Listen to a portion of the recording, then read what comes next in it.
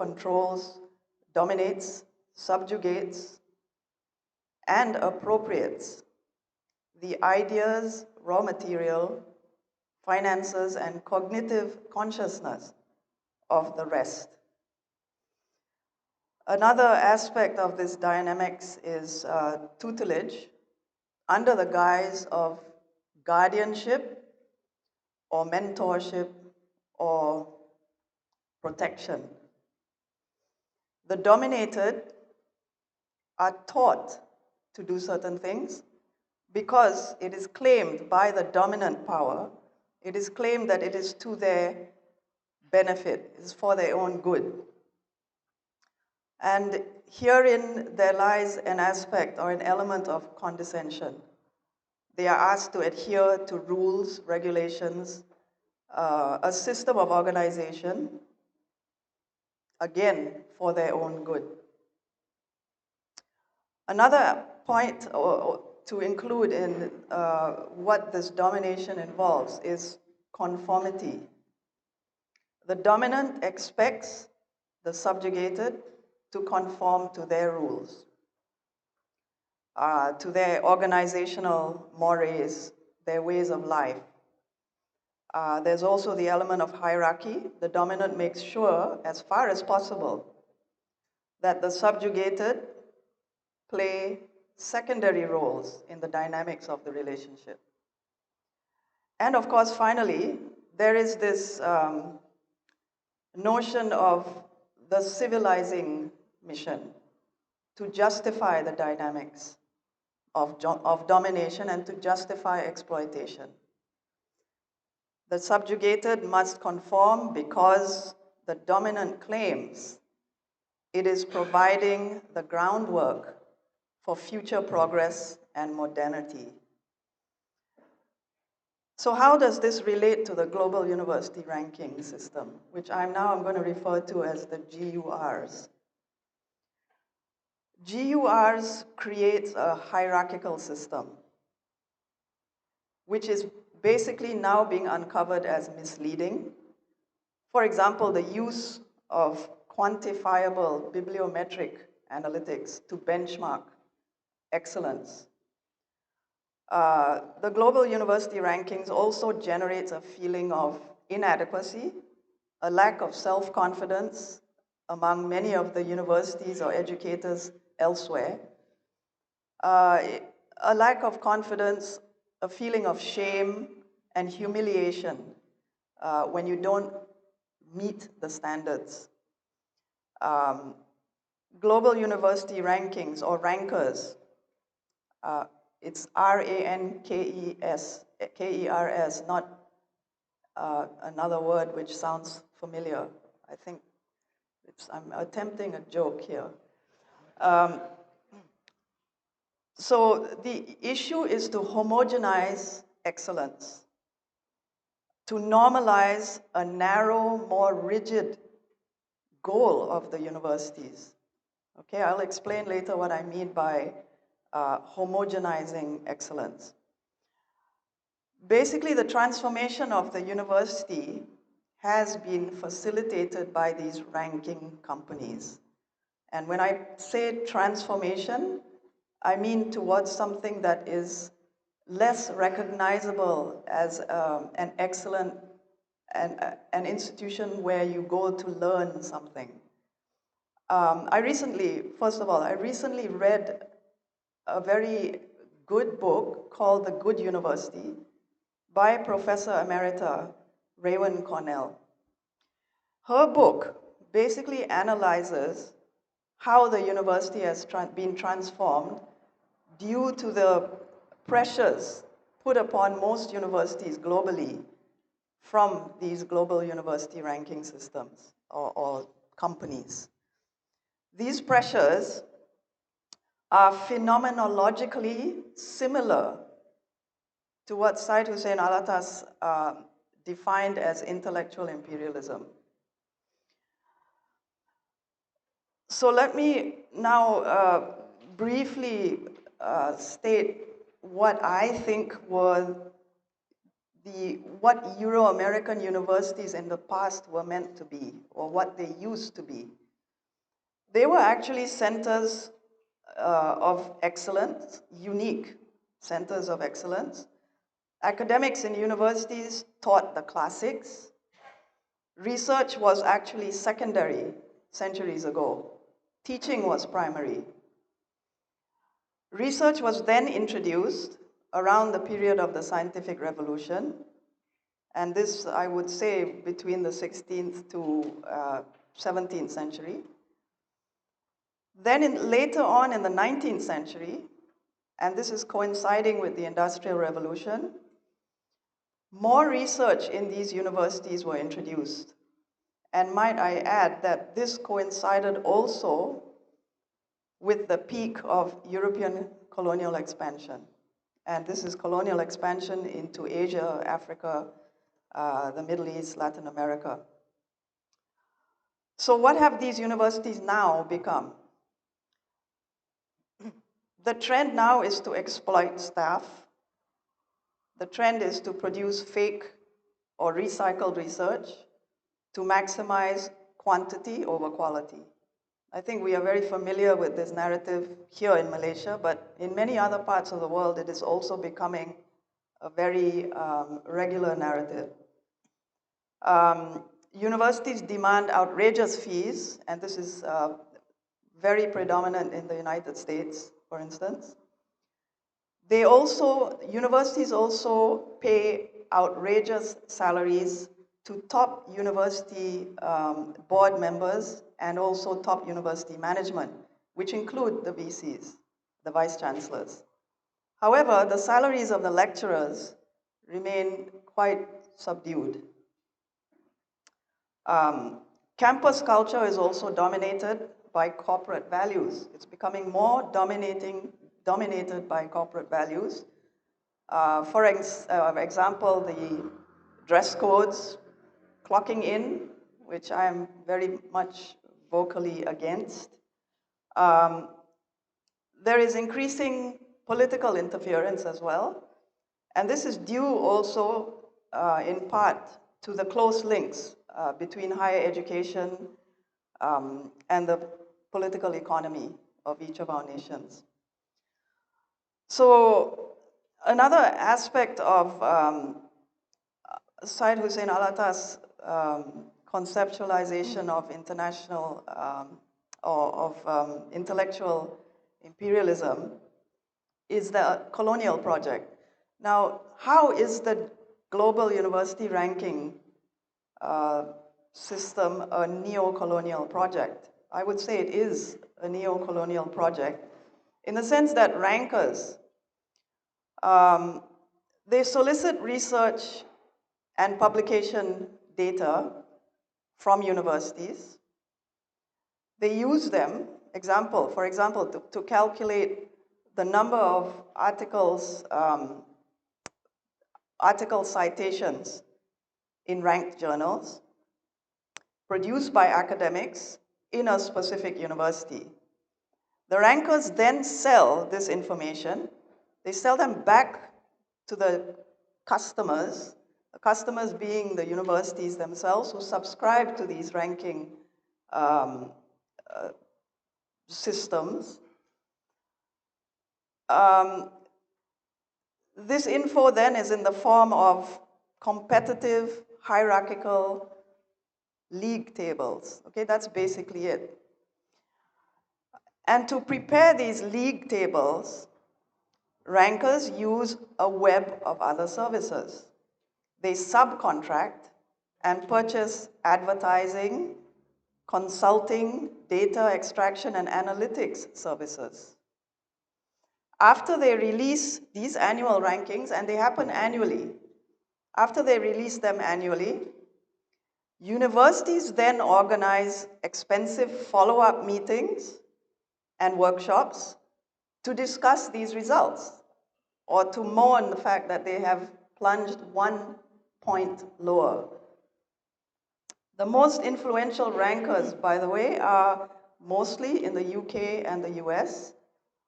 There is one very influential ranker in Shanghai, but most of them are based in the US and UK. which I might add are former colonial powers. All this is done under the pretext of helping universities around the world attain world-class university status to improve their global standing. Now, how is the GUR actually financially and mentally exploitative? When rankers publish their league tables, they do this frequently, and it creates an environment of perpetual anxiety in universities. Universities are pressured to compete, to constantly improve their standings. Now, this distracts universities from its core function. It distracts them from teaching.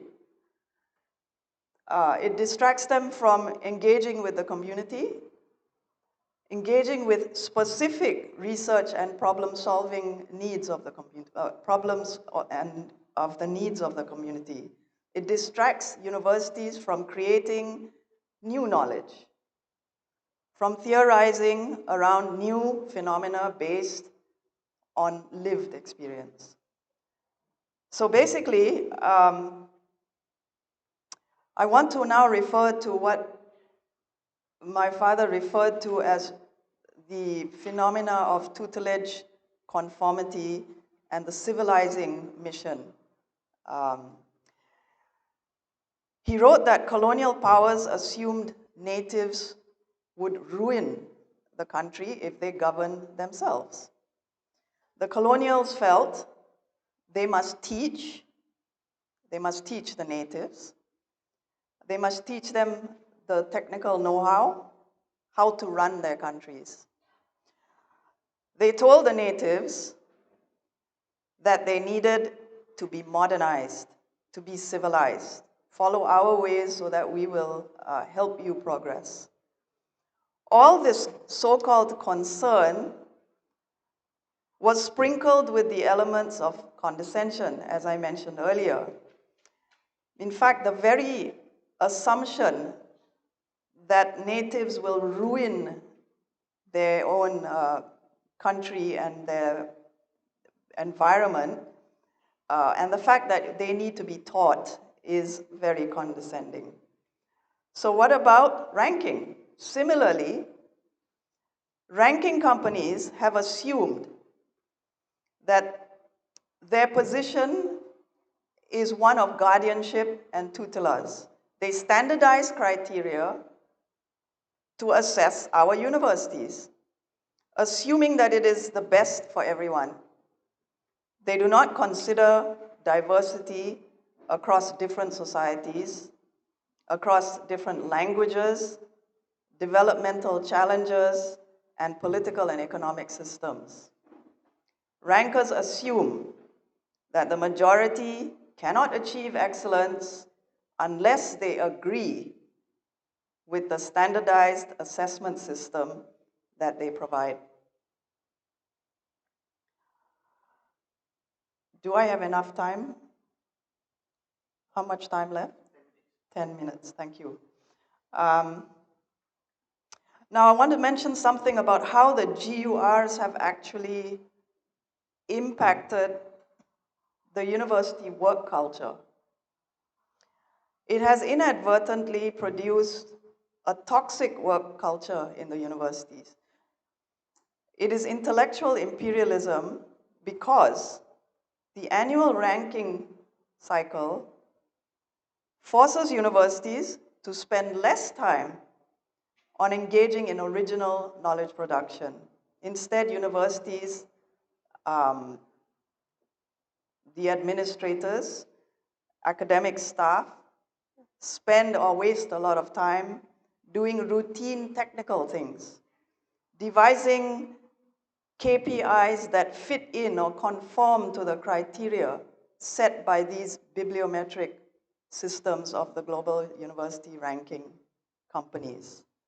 Academics are forever reminded, or they are nagged, about the hierarchy that we need to maintain. They are reminded that moving down, even by 1 point, is shameful and it will be detrimental to your KPI. So this constant state of anxiety in universities is very real. It is imposed from the top university administration, who are in turn actually pressured by the ministry. So this trickles down to the faculties, the departments, and the lecturers. So what happens? This incessant nagging to publish more, and mind you, publish more in terms of quantity rather than without focusing on the subject matter per se of these publications. This constant nagging creates intense internal competition among lecturers. And of course, a heap of academic dishonesty, which I will not get into, but this is another problem. I will, for the sake of time, I won't discuss, maybe I will talk about it later, about the GUR enabling the captive mind. But may I proceed, I think, to mention a little bit about what, instead of just complaining, as I have been doing, I may I suggest some alternatives to this ranking problem. We need a dual strategy in order for Malaysia to be emancipated intellectually from this. While criticizing the rankings, we must be sincere about reforming our own universities and our own higher education system. Unless we do that, we have no foot to stand on because it is equally unjust. Now, what do we need to reform? We need to reform the suppression of academic freedom. We need to bring back critical thinking, and we need to stop criminalizing student activism, which has been happening a lot. We need to stop deplatforming public intellectuals just because they have a critical point of view about various issues, be it the economy or politics. We also have to stop political patronage. Now, all this stopping that I'm talking about requires political will. Unless there is political will, it will never happen. But we, as part of civil society, have to keep pressuring and keep talking about this. I have the last few slides. I think another aspect of what we probably can offer as an alternative is that universities must project an alternative narrative that focuses on the unique strengths of each of our universities. Create a new narrative, one that is against the homogenization of ranking criteria. That's the first step. But another point is to establish a unique identity of each university. Each university can develop their unique niche of expertise. Nurture specialized fields of study to boost reputation. I'll give you an example. In the 90s, the late 90s, I think, when UPM became University Putra, it used to be Pertanian. But the thinking behind that was, again, to homogenize a certain aspect of university function, taking away the agricultural aspect of the university to make it more forward-looking, to transform it expand into more technical fields. Now, I would say this is not a problem per se, but now in hindsight, we need universities to specialize, gain their reputation from these specialties. It might help in trying to dismiss or reduce the impact of the ranking system. So in other words, what I'm advocating is to bring back creative variety in intellectual work. I think with that, I would probably like to end, and if there are any questions for discussion later, we can address them. Thank you.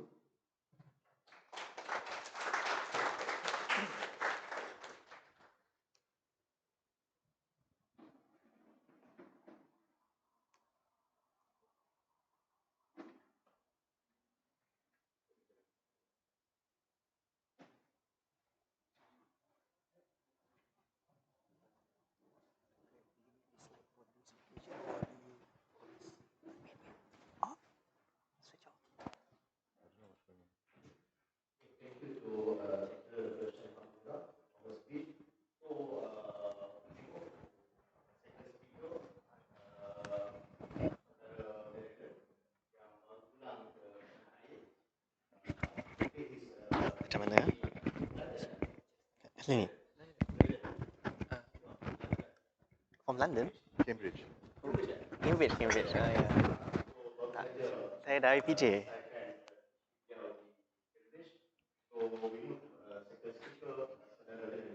Ya. Ya. Terima kasih saudara Rashidi. Saya nak mula dengan ucap terima kasih kepada rakan-rakan saudara dari Ilmu Mandiri sebab ajak saya untuk bagi presentasi pada hari ini. Okey, so saya nak mulakan presentasi dengan bincang bezaan antara colonialism dengan coloniality. Ya, so coloniality adalah satu konsep yang wujud untuk menunjuk macam mana hubungan yang berasaskan pada masa kolonialisme masih wujud lepas pentadbiran kolonialisme sudah tamat. Sehubungan ini wujud bukan sahaja dari segi ekonomi tapi juga politik, ontologi, epistemik dan simbolik. Dan keseluruhan hubungan ini dikenal sebagai matrix kuasa kolonial atau the colonial matrix of power. So, menurut ahli falsafah dari Puerto Rico, Maldonado Torres, colonialism is coloniality is different from colonialism. Right? Colonialism shows the relationship between economics and politics, where a sovereignty of a country or a people is placed in another nation's hands. Tapi coloniality sebaliknya menunjuk kepada corak kuasa yang muncul selepas kolonialisme sebagai akibat dia, yang mewujudkan budaya hubungan intersubjektif dan pengeluaran pengetahuan yang melebihi ketat pentadbiran kolonial. So sebagai contoh kita boleh lihat pada zaman ini dalam Bank Dunia dan IMF yang mewujud sebagai infrastruktur kewangan antarabangsa yang mengekalkan hubungan antara negara barat dan negara yang pernah dijajah dalam keadaan yang bertanggung kepada negara barat. Saya juga nak bincang pasal kolonialiti pengetahuan dengan imperialisme intelektual. Jadi kesan kolonialisme kepada penghasilan pengetahuan boleh diistilahkan sebagai kolonialiti pengetahuan or the coloniality of knowledge. So this is what was called by the sociologist Boaventaro de Santos as epistemicide.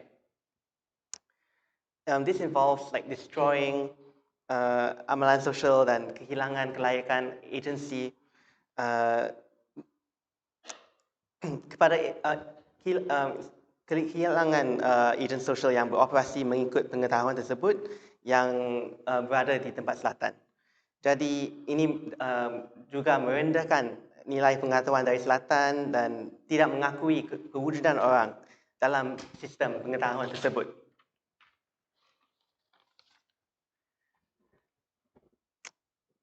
Jadi kawalan negara barat dalam sistem pengetahuan intelektual di Global South ini adalah apa diwujud oleh Syed Hussein Alatas sebagai imperialism intellectual. Dalam golongan negara yang pernah dijajah, ada ramai respons yang dibagi kepada imperialism intellectual. Dia termasuk dari contohnya dari Middle East or South Asia, ada wujud sistem post-colonial studies. In Latin America, you have decolonial school of thought from Mignolo and Goswigel and others. In Philippines, you have the Pantayang Panano movement by historians like Zul Salazar.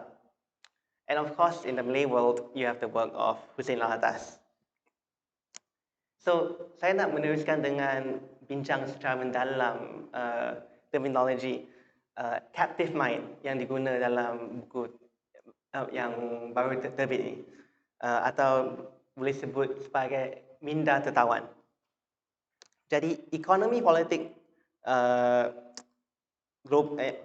pengetahuan yang dicirikan oleh perhubungan yang negara selatan yang bergantung kepada negara utara. Okay. Dan mengikut Hussein Alatas, gantungan ini menyebabkan keadaan intelektual di negara selatan menunjukkan fenomena minda tertawan. So, ikut Hussein Alatas, ketertawanan ini adalah kesan dari diri sendiri. Ketertawanan intelektual ini adalah tanah subur untuk menanam imperialisme intelektual. Secara ringkasnya, minda yang tertawan adalah pemikiran yang imitatif dan tidak kreatif, dan pemikirannya berdasarkan kategori-kategori pemikiran barat. Saya rasa konsep ini juga ada persamaan dengan apa yang dikatakan oleh penulis Ngugi Wa Thiong'o dari Kenya, yang sebut bahawa kawalan ekonomi dan politik tidak akan lengkap atau berkesan tanpa kawalan mental. Saya nak, I also want to find out that one of the things about this notion of mental captivity is that it makes it appear as though intellectuals in the global south kind of uncritically are encaptured by the knowledge systems of Eurocentrism. So, sebagai contoh, in his book Decolonizing the Mind, published 1987, Ngugi Wa Thiong'o berujar bahawa dia mengambil keputusan untuk menulis fiction dalam bahasa Gikuyu, which is an African language. And dia mengambil keputusan ini sebagai satu langkah untuk memecahkan epistemologi barat. Dan dia juga mengumumkan bahawa buku ini adalah, walaupun buku ini tersebut ditulis dalam bahasa Inggeris, buku ini adalah sebagai satu farewell letter. A farewell letter to English as a vehicle for all of my writings. So, pada hujung tahun 80, Ngugi memang berazam untuk meninggalkan bahasa Inggeris sebagai bahasa pengantar linguistik. Dan dia membuat pembentangan di Eropah dalam bahasa Buku dan menerbitkan esei kritikal dalam bahasa ibunan dia dalam jurnal prestige seperti di Yale. Tapi tidak lama selepas penerbitan esei-esei dia, Ngugi kembali kepada peranan yang biasa sebagai mengkritik bahasa Empire Eropah yang menulis dalam bahasa Inggeris. So, pada masa itu, beliau juga mengambil position sebagai profesor kanan di New York University. Menurut penulis Kenya yang lain, Simon Gikandi, adalah jelas bahawa usaha Ngugi untuk menggunakan QQ sebagai bahasa untuk fiction dan wacana kritis, this effort to use QQ as a vehicle for both fiction and literary criticism has been defeated by the reality of exile and the professional life in American academia. And since then, he has gone on to take on positions. Now he's currently professor of English and comparative literature at University of California. So, in the interview done this year with Tongo and another Kenyan journalist called Carrie Bakara, Bakara asked, I asked myself, how would Ngugi feel about me writing in English? Or how I, as a Kenyan writer, am here profiling him on assignment from a British newspaper. Am I also one of the enslaved? So ini adalah satu fikiran yang secara peribadi saya pun selalu mencabarkan diri dengan berfikir. Sebab saya juga seorang yang mengambil pengajian di Universiti Barat, kat Universiti Cambridge seperti yang disebutkan tadi. Masa kat Cambridge, supervisor pun orang British. Penulisan dan bahasa ibunda juga boleh dikira sebagai bahasa English. Maybe it's quite obvious. So, adakah saya sendiri juga dalam kalangan golongan yang minda tertawan? So, oleh sebab tu saya nak mencadangkan atau memperkenalkan satu lagi approach yang lain yang boleh berfungsi sebagai complement to the notion of the captive mind, which is the theory of extraversion. And this is something that is produced by the African philosopher Hotonji in the 1990s. So, according to extraversion, right, intellectual selatan menyedar bahawa imperialism intellectual in academia, mereka sedar bahawa ada keseimbangan antara intellectual, antara global south dengan global north. And they develop strategies to navigate this disparity. So in a recent project by the sociologist Raven Connell, 70 researchers and early academics were interviewed, and she considered how these academics navigate the realities of Eurocentrism in their work. And so what she found was that these academics were not characterized by a subordinate relationship, but actually engaged in negotiation through their work. So they did not, so even though they had to follow a research agenda that maybe had been set by the global north, they found ways to negotiate and to insert their own interests, their own and local interests into their work. So dengan mengguna teori extraversion, kita boleh mempertimbangkan macam mana ahli akademik atau pekerja yang mengeluarkan pengetahuan di negara selatan yang masih menerbit dalam jurnal selatan, masih menerbit dalam jurnal utara, menulis dalam bahasa utara dan mengguna teori-teori utara tidak semestinya digambarkan sebagai tawanan mental. Tapi mereka juga seperti Ngogi, walaupun kritik sistem Orientalism masih dapat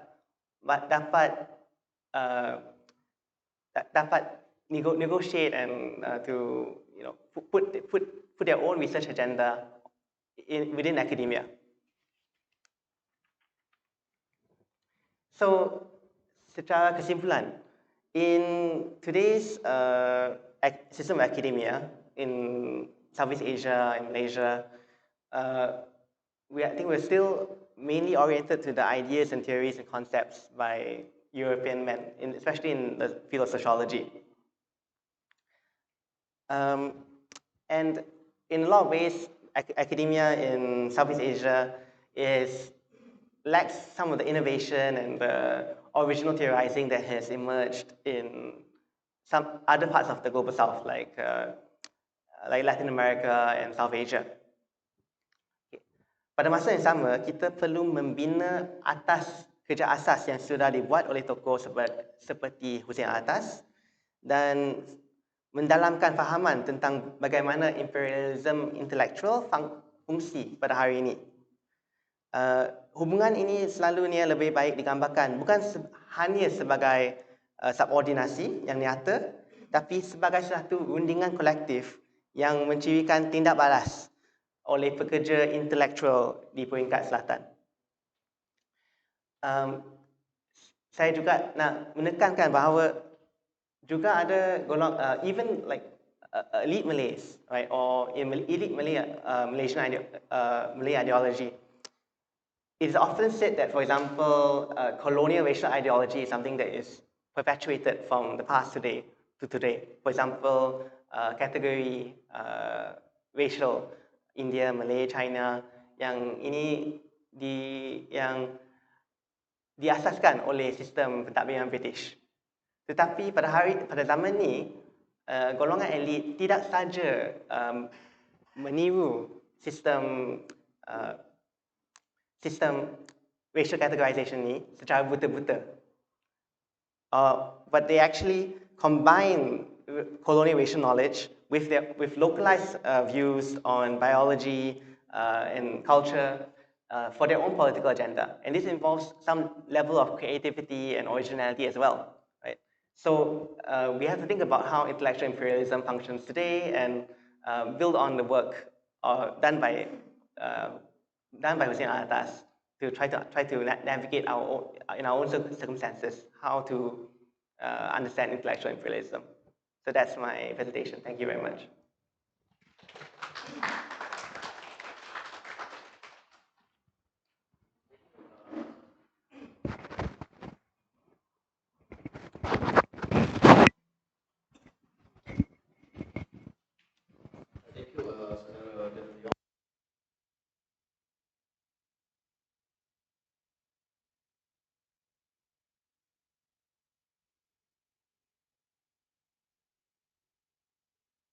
Kepada saudara Arif yang telah menggunakan terjemahan ini dengan baiknya, dengan jayanya. Jadi saya harap pada masa akan datang akan banyak lagi karya-karya lain yang akan diterjemahkan. Jadi di mute the speaker, saya jemput saudara Arif. Bismillahirrahmanirrahim. Assalamualaikum warahmatullahi taala wabarakatuh dan salam sejahtera. So seperti yang diperkenalkan oleh saudara pengacara majlis, saudara Rashidi, pengerusi Lestari Hikmah, nama saya Alif dan saya adalah penterjemah bagi karya Intelektual Imperialism. Yang mana hari ini kalau boleh kita nak bicarakan khusus specifically on the topic of Intellectual Imperialism. Saya dah dengar pembentangan daripada Dr. Sharifah Munirah, saudara Jonathan. I'm looking forward for, of course, Prof. Syed Farid Alatas punya presentation. However, one thing yang saya rasa mula-mula patut kita tekankan, I think daripada kecil, for example, I think daripada kecil kalau kita ada hari-hari kemerdekaan, sambutan kemerdekaan, kita always dengar, kita ni masih belum bebas minda, masih terjajah lagi minda. Kita always fikir dalam keadaan macam tu. Tapi no one have ever taken this so seriously as much as I think Syed Hussein Alatas. Dia bukan setakat menjadikan pemikiran terjajah itu sebagai, mungkin kalau di kalangan ahli politik, sebagai retorik politik, tapi beliau mengkaji untuk menyatakan bahawa kita ada problem yang root cause-nya adalah intellectual imperialism. Dan itu satu kekuatan intelektual yang pada saya sangat berbeza dengan para-para pemikir lain. Kita kena tengok konteks ketika mana topik intellectual imperialism, minda tertawan dan segala bentuk penjajahan dalam the realm of thoughts. Syed Hussein dah membicarakan isu ini sejak sebelum kemerdekaan. Dan ini sebenarnya satu gambaran bahawa, intellectual imperialism ini, yang kita boleh tengok macam yang disebutkan oleh Dr. Sharifah Munirah, dia ada 6 ciri-ciri. Kita akan dapati 6 ciri itu dalam buku ini. Tapi kewujudannya biasanya dilihat dengan jelas, especially imperialism dalam bentuk politik dan ekonomi ini selepas kemerdekaan. Sebab kalau sebelum kemerdekaan, kita memang secara directly terjajah. So senang untuk kita analisa ataupun nampak kesan secara terus. Tapi Syed Hussein Alatas membicarakan apa yang berlaku selepas kemerdekaan. Iaitu bagaimana intellectual imperialism sebagai contoh menyerang masuk universiti-universiti. Membentuk minda-minda tertawan terutamanya di kalangan ahli-ahli politik. Ketika membuat polisi, kita boleh tengok dalam buku Intelektual Masyarakat Membangun. Tapi analisa terhadap keadaan selepas kemerdekaan ini dibuat oleh Prof. Syed Hussein sejak sebelum kemerdekaan. Jadi kita dapat lihat kekuatan intelektual Prof. Syed Hussein dalam membicarakan isu ini. Sebenarnya yang saya nak mula-mula masuk adalah permasalahan intellectual imperialism ini bukan semata-mata masalah di peringkat pemikiran, bukan hanya masalah dalam realm of thought, tapi juga akan diterjemah dalam masalah sosial. Kita tengok dalam buku yang paling terkenal yang saya rasa boleh sebut sebagai magnum opus Prof. Syed Hussein, iaitu Myth of the Lazy Native ataupun mitos pribumi malas. Yang dalam itu kalau kita tengok, kita digambarkan, Melayu terutamanya, digambarkan sebagai pemalas. Ataupun kalau di Filipina, Jose Rizal juga menulis The Indolence of the Filipinos. Native ataupun masyarakat pribumi itu dianggap sebagai golongan pemalas. Sedangkan sudah dihujahkan bahawa pribumi itu tidak malas dan sebagainya. Tetapi kita ada sikap internalize. Sebabkan kita secara minda sudah terkena dengan orang kata bahana intelektual imperialism melalui minda tertawan. Akhirnya diterjemahkan dalam bentuk ruangan sosial. Kita ada sebagai contoh seorang bekas Perdana Menteri yang sering mengungkapkan bahawa Melayu itu malas. Sebagai contoh saja. Dan itu dipegang beliau dan akhirnya segala bentuk polisi, let's say affirmative action yang tak betul-betul sebabkan kita masih dianggap pemalas. Jadi kita kena faham bahawa intellectual imperialism tidak hanya berlaku dalam ruangan minda, tetapi akan menyerang masuk akhirnya kepada ruangan-ruangan sosial. Ada perbezaan. Sebagai contoh, sebelum kemerdekaan kita ada satu benda disebut sebagai colonial capitalism. Yang mana colonial capitalism ini British, kita ni sebagai pemberi sumber. Kita di Perak, misalnya kita ada Perak lah, melombong. Kita melombong timah. Kemudian kita melombong timah dihantarnya ke England. Diproses apa semua, getah pun dihantar ke England, diproses. Dijual balik pada kita. Kita lah pembekal, kita lah consumer. Dan benda itu tidak terhenti selepas merdeka. Malah policy makers atau pembuat polisi selepas merdeka, misalnya Kabinet Tunku Abdul Rahman masih meneruskan. Itu kita sebut sebagai polisi-polisi neo-kolonial, pasca kolonial. Kita masih meneruskan polisi. Kerana apa? Kerana di bahagian minda, di bahagian ruangan pemikiran itu, kita terikat. Sebab itu kita sebut sebagai minda terbelenggu. Belenggu. Kita diikat. Daripada sudut pemikiran. Berbeza dengan kita ambil contoh, Fidel Castro. Kita ambil contoh Fidel Castro selepas revolusi Cuba. Antara benda pertama yang Castro tekankan adalah tentang literacy rate, kadar literasi, keboleh bacaan kot dalam bahasa Melayu.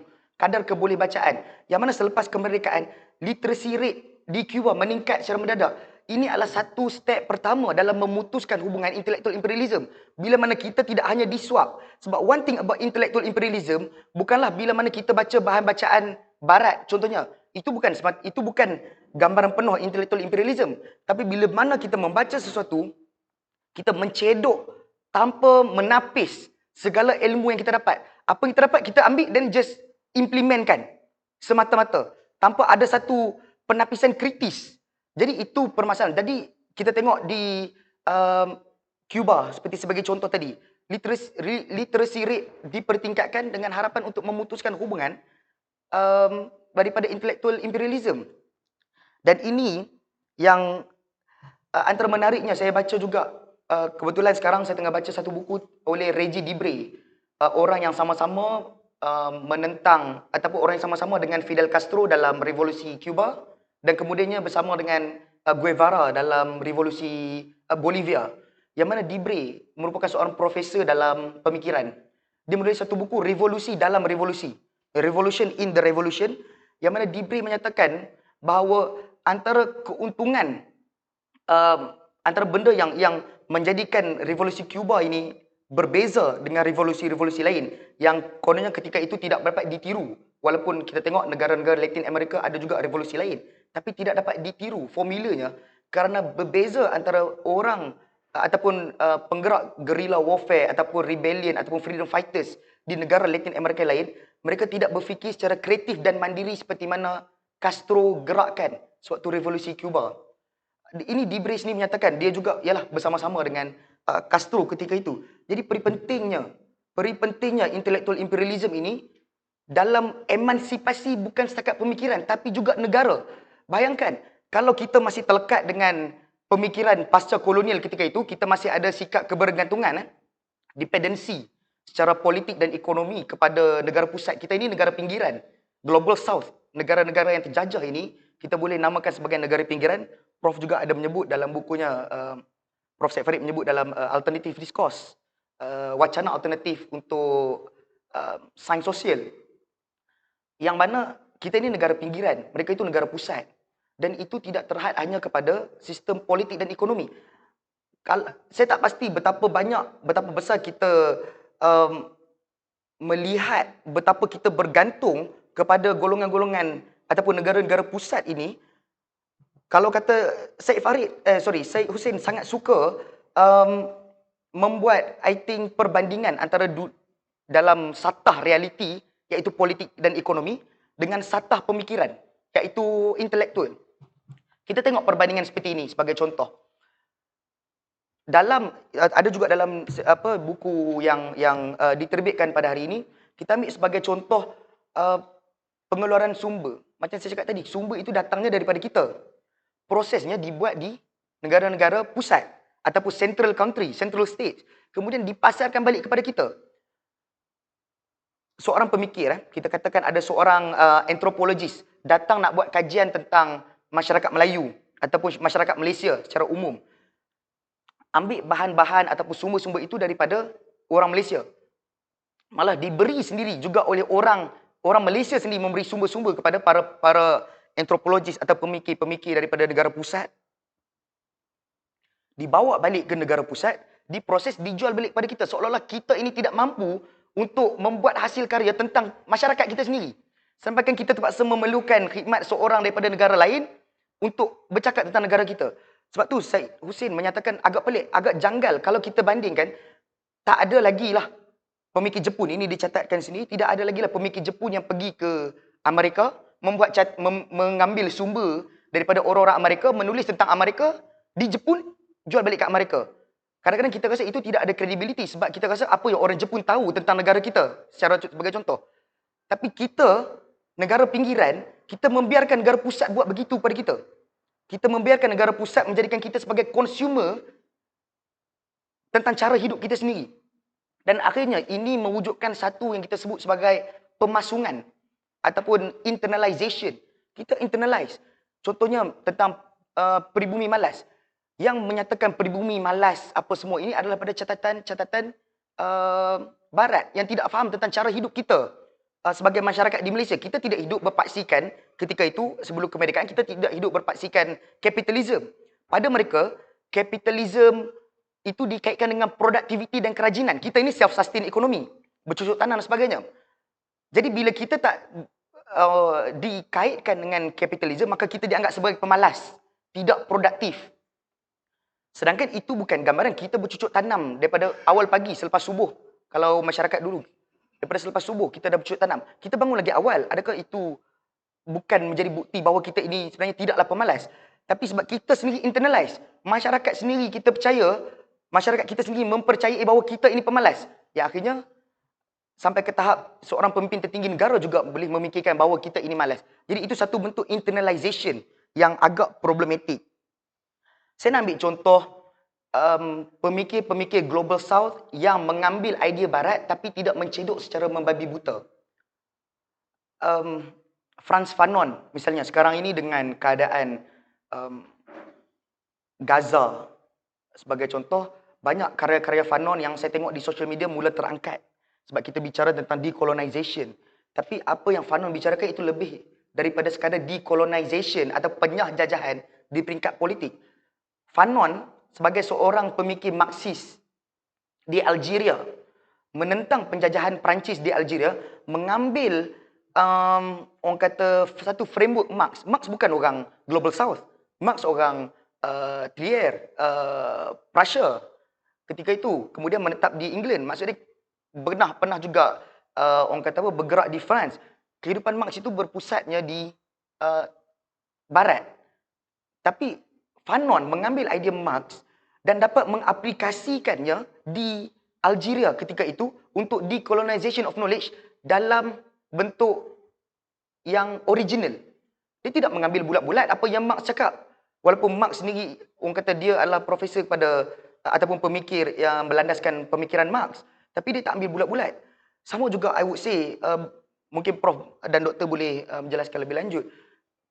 Sama juga seperti Syed Hussein Alatas. Kalau kita selak karya-karya Syed Hussein, kita akan nampak contohnya petikan-petikan buku German ideology. Misalnya bila kita cakap tentang sociology of knowledge ataupun sosiologi ilmu pengetahuan. Tapi Prof. Syed Hussein tidak mengambil secara bulat-bulat apa yang Marx katakan, tapi diimplementasikan sesuai dengan keadaan pemikiran di Malaysia.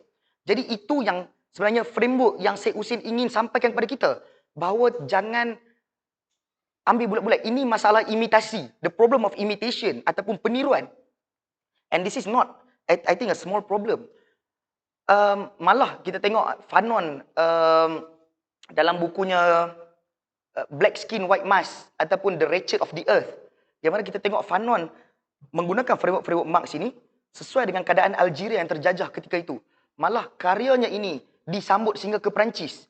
Ketika itu, yang membawa, antara yang mempopularkan karyanya adalah pemikir existentialist Perancis yang terkenal, John Paul Sartre.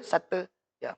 So John Paul Sartre menulis preface kepada The Wretched of the Earth, mempopularkan karyanya, dan akhirnya a call, satu panggilan kepada Perancis untuk dekolonize Algeria berlaku daripada, antara salah satu sebabnya of course daripada penulisan-penulisan seperti ini. Kita tengok juga seorang pemikir yang mungkin tidak menggunakan framework Marxism, malah melawan presiden yang bersifat Marxis. Kita tengok Malik bin Nabi, hidupnya juga di Algeria dalam fasa yang sama dengan Frantz Fanon. Presiden ketika itu merupakan Ahmad Ben Bella. Dan Ahmad Ben Bella ini merupakan seorang presiden yang menggunakan Marxist thoughts. Tapi Malik bin Nabi, dia tidak mengaplikasi, of course dia mungkin berbeza pendekatan dengan Fanon, tapi dia juga menyahut ataupun membuat satu panggilan untuk dekolonize Algeria ketika itu. Dan beliau mengambil siapa sebagai panduan beliau? Kalau tadi Frantz Fanon mungkin mengambil Marx, Malik bin Nabi mengambil Ibn Khaldun sebagai orang kata apa? Dia punya framework untuk membuat satu panggilan dekolonize Algeria ketika itu. Kita boleh tengok dalam the questions of ideas in the Muslim world, karya Malik bin Nabi, kita dapat lihat ada satu persamaan antara beliau dan juga Ibn Khaldun, terutamanya kalau kita tengok the cycle of civilization. Tapi berbeza antara beliau dan Ibn Khaldun, beliau cuba mengaplikasikan sesuai dengan zaman dan keadaan beliau. Kita policy makers terutamanya, kalau ada policy makers, kita tengok contoh, oh negara ini berjaya daripada sudut pendidikan. Tak fikir panjang, kita ambil bulat-bulat, kadang-kadang bawa balik ke Malaysia. Pernah berlaku beberapa tahun dahulu. Kita cuba ambil satu framework negara lain, pendidikan misalnya, bawa balik ke Malaysia. Sama juga problem universiti yang disebut oleh Dr. Sharifah Munirah. Kita cuba seolah-olah ada satu conformity. Sudahlah kita ada masalah peniruan, the problem of imitation. Kita cuba nak conform pula ke satu bahagian dunia yang berbeza keadaannya dengan negara kita. Dan perbezaan ini juga bukanlah satu perbezaan yang kita cakap sedikit. Ini melibatkan pemikiran, ini melibatkan politik, ekonomi dan juga pergerakan sosial kita. Tapi kita ada masalah imitasi. Berbalik pada Malik bin Nabi tadi, beliau juga menyahut ataupun beliau juga push supaya satu pembebasan pemikiran dilakukan. Kalau kata Syed Hussein, ada kita sebut intellectual imperialism, Malik bin Nabi dia ada colonizability ataupun keterbolehjajahan. What makes us to be colonized? Apa yang menyebabkan kita ni boleh terjajah? Colonizability. Jadi Malik bin Nabi menyatakan bahawa secara ringkas, secara simplify, saya rasa kalau saya jelas pun mungkin tidak adil kepada idea besar bin Nabi. Tapi secara simpelnya saya boleh katakan colonizability ini adalah apabila kita biarkan minda kita tertawan, dalam bahasa mudahnya. Akhirnya kita membenarkan diri kita terjajah. Sebab kita sudah berpaksikan bukan pada kemandirian diri kita, bukan pada our own autonomy, tapi kepada luar. Jadi ini yang disebut sebagai bin Nabi sebagai manusia pasca muwahhid ataupun post muwahhidin human.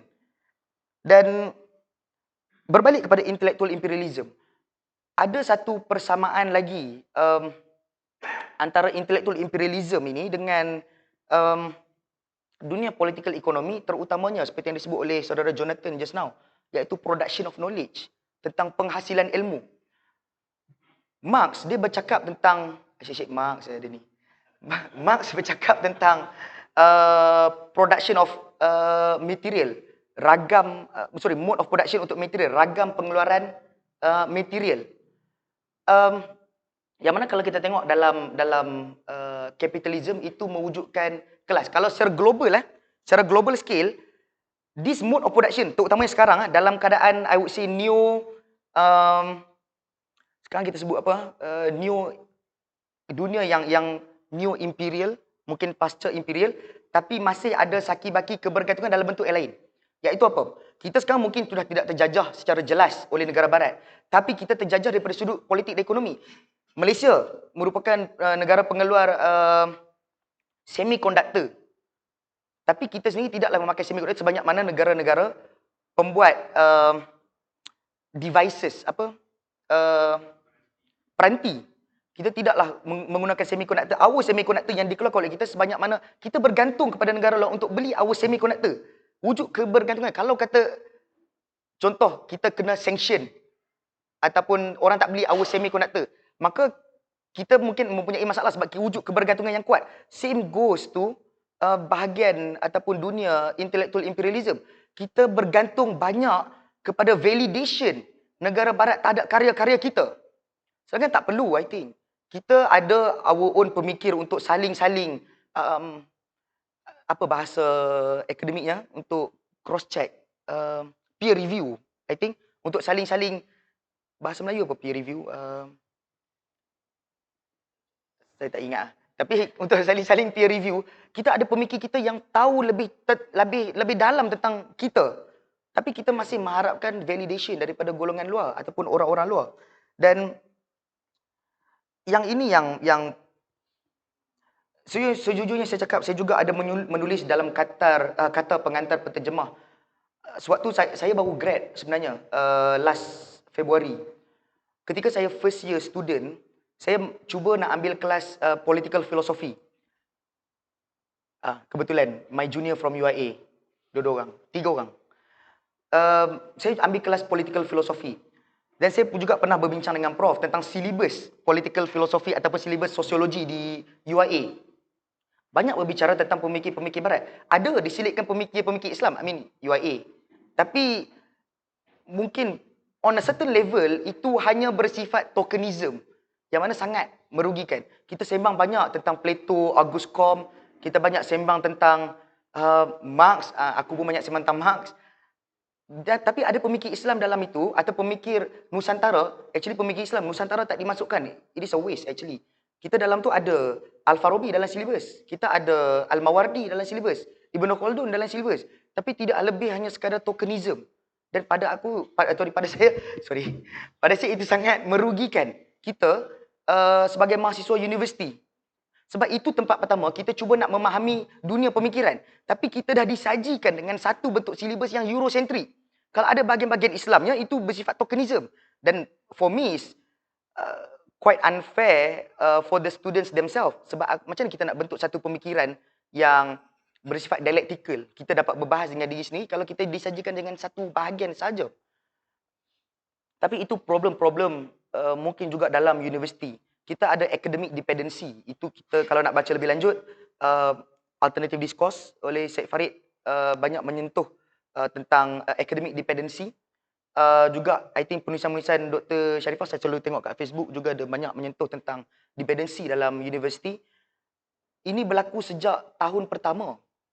Kalau kata kita nak cuba jadi seorang yang masuk ke autonomous knowledge ataupun cuba nak memandirikan pemikiran, kadang-kadang itu terpaksa cari sendiri.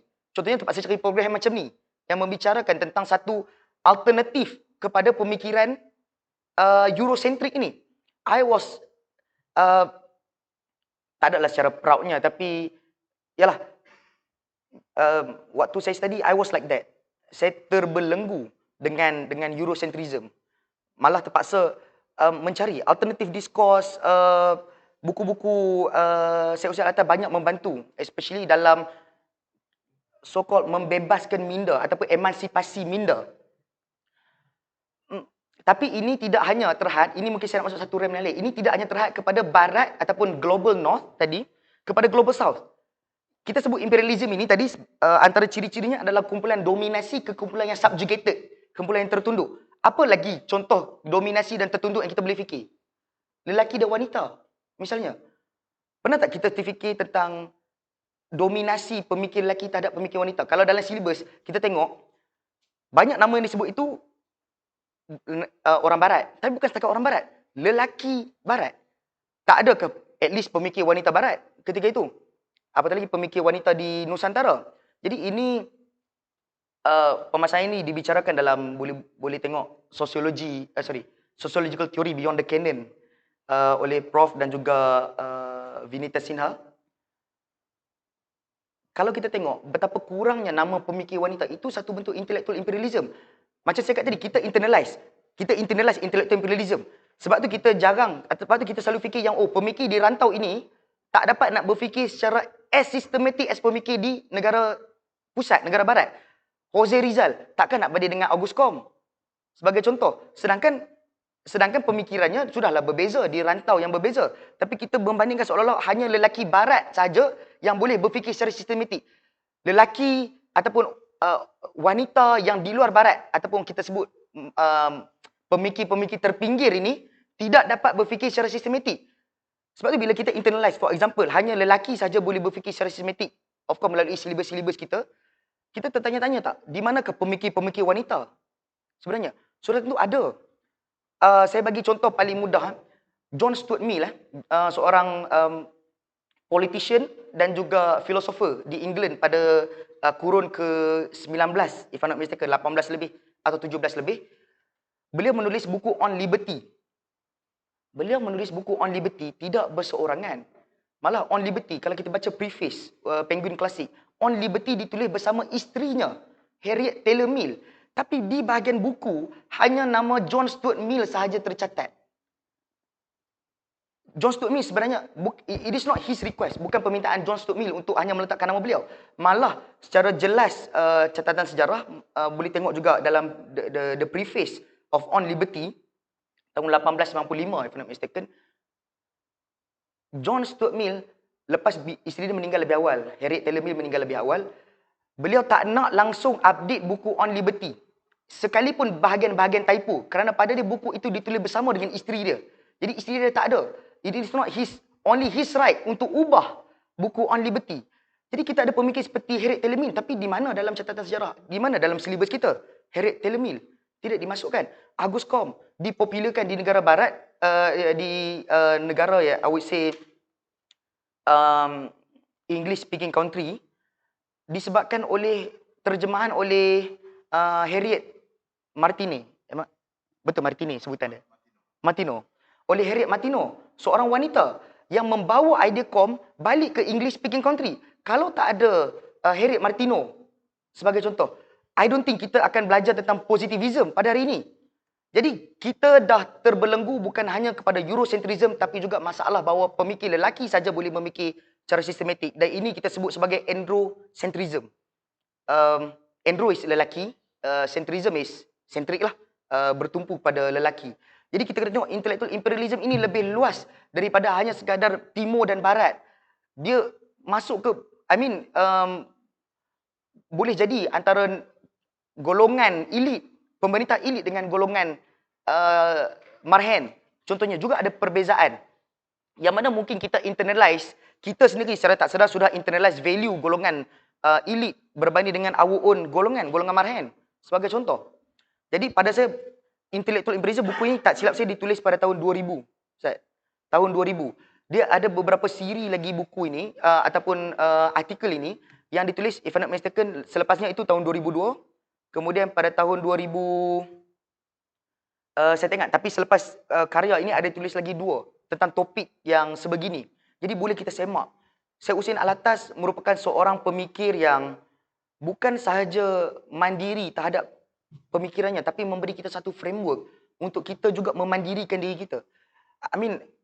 I saw some of my juniors and saya rasa mungkin ada juga pelajar-pelajar universiti lagi di sini. Yang mana mungkin kita boleh balik, tengok pada silibus-silibus kita dan persoalkan.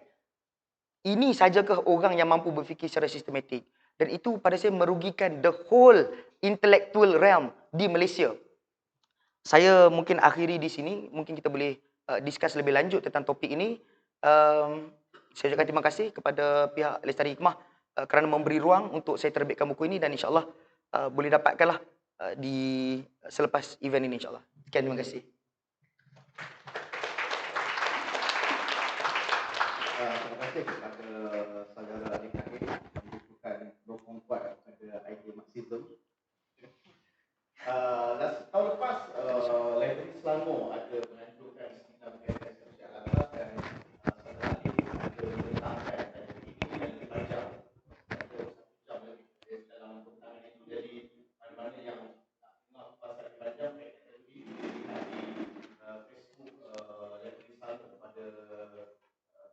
Januari last year, event kita masuk musim atas. I think 2 years ago.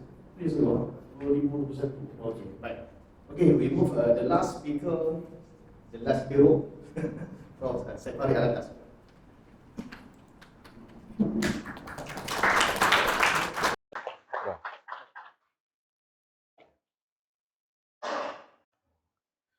Okey, terima kasih Cik Rashidi. Salam sejahtera. Selamat masih pagi tau. Selamat pagi. Sudah tengah hari. Selamat tengah hari. Saya akan nanti saya akan sebut sedikit dalam bahasa Inggeris. I'll say a few words in English later. In a while. I won't take so long in my presentation. Ada banyak perkara yang dapat dibincangkan mengenai masalah imperialisme intelektual. Ya. Mungkin saya mulai dengan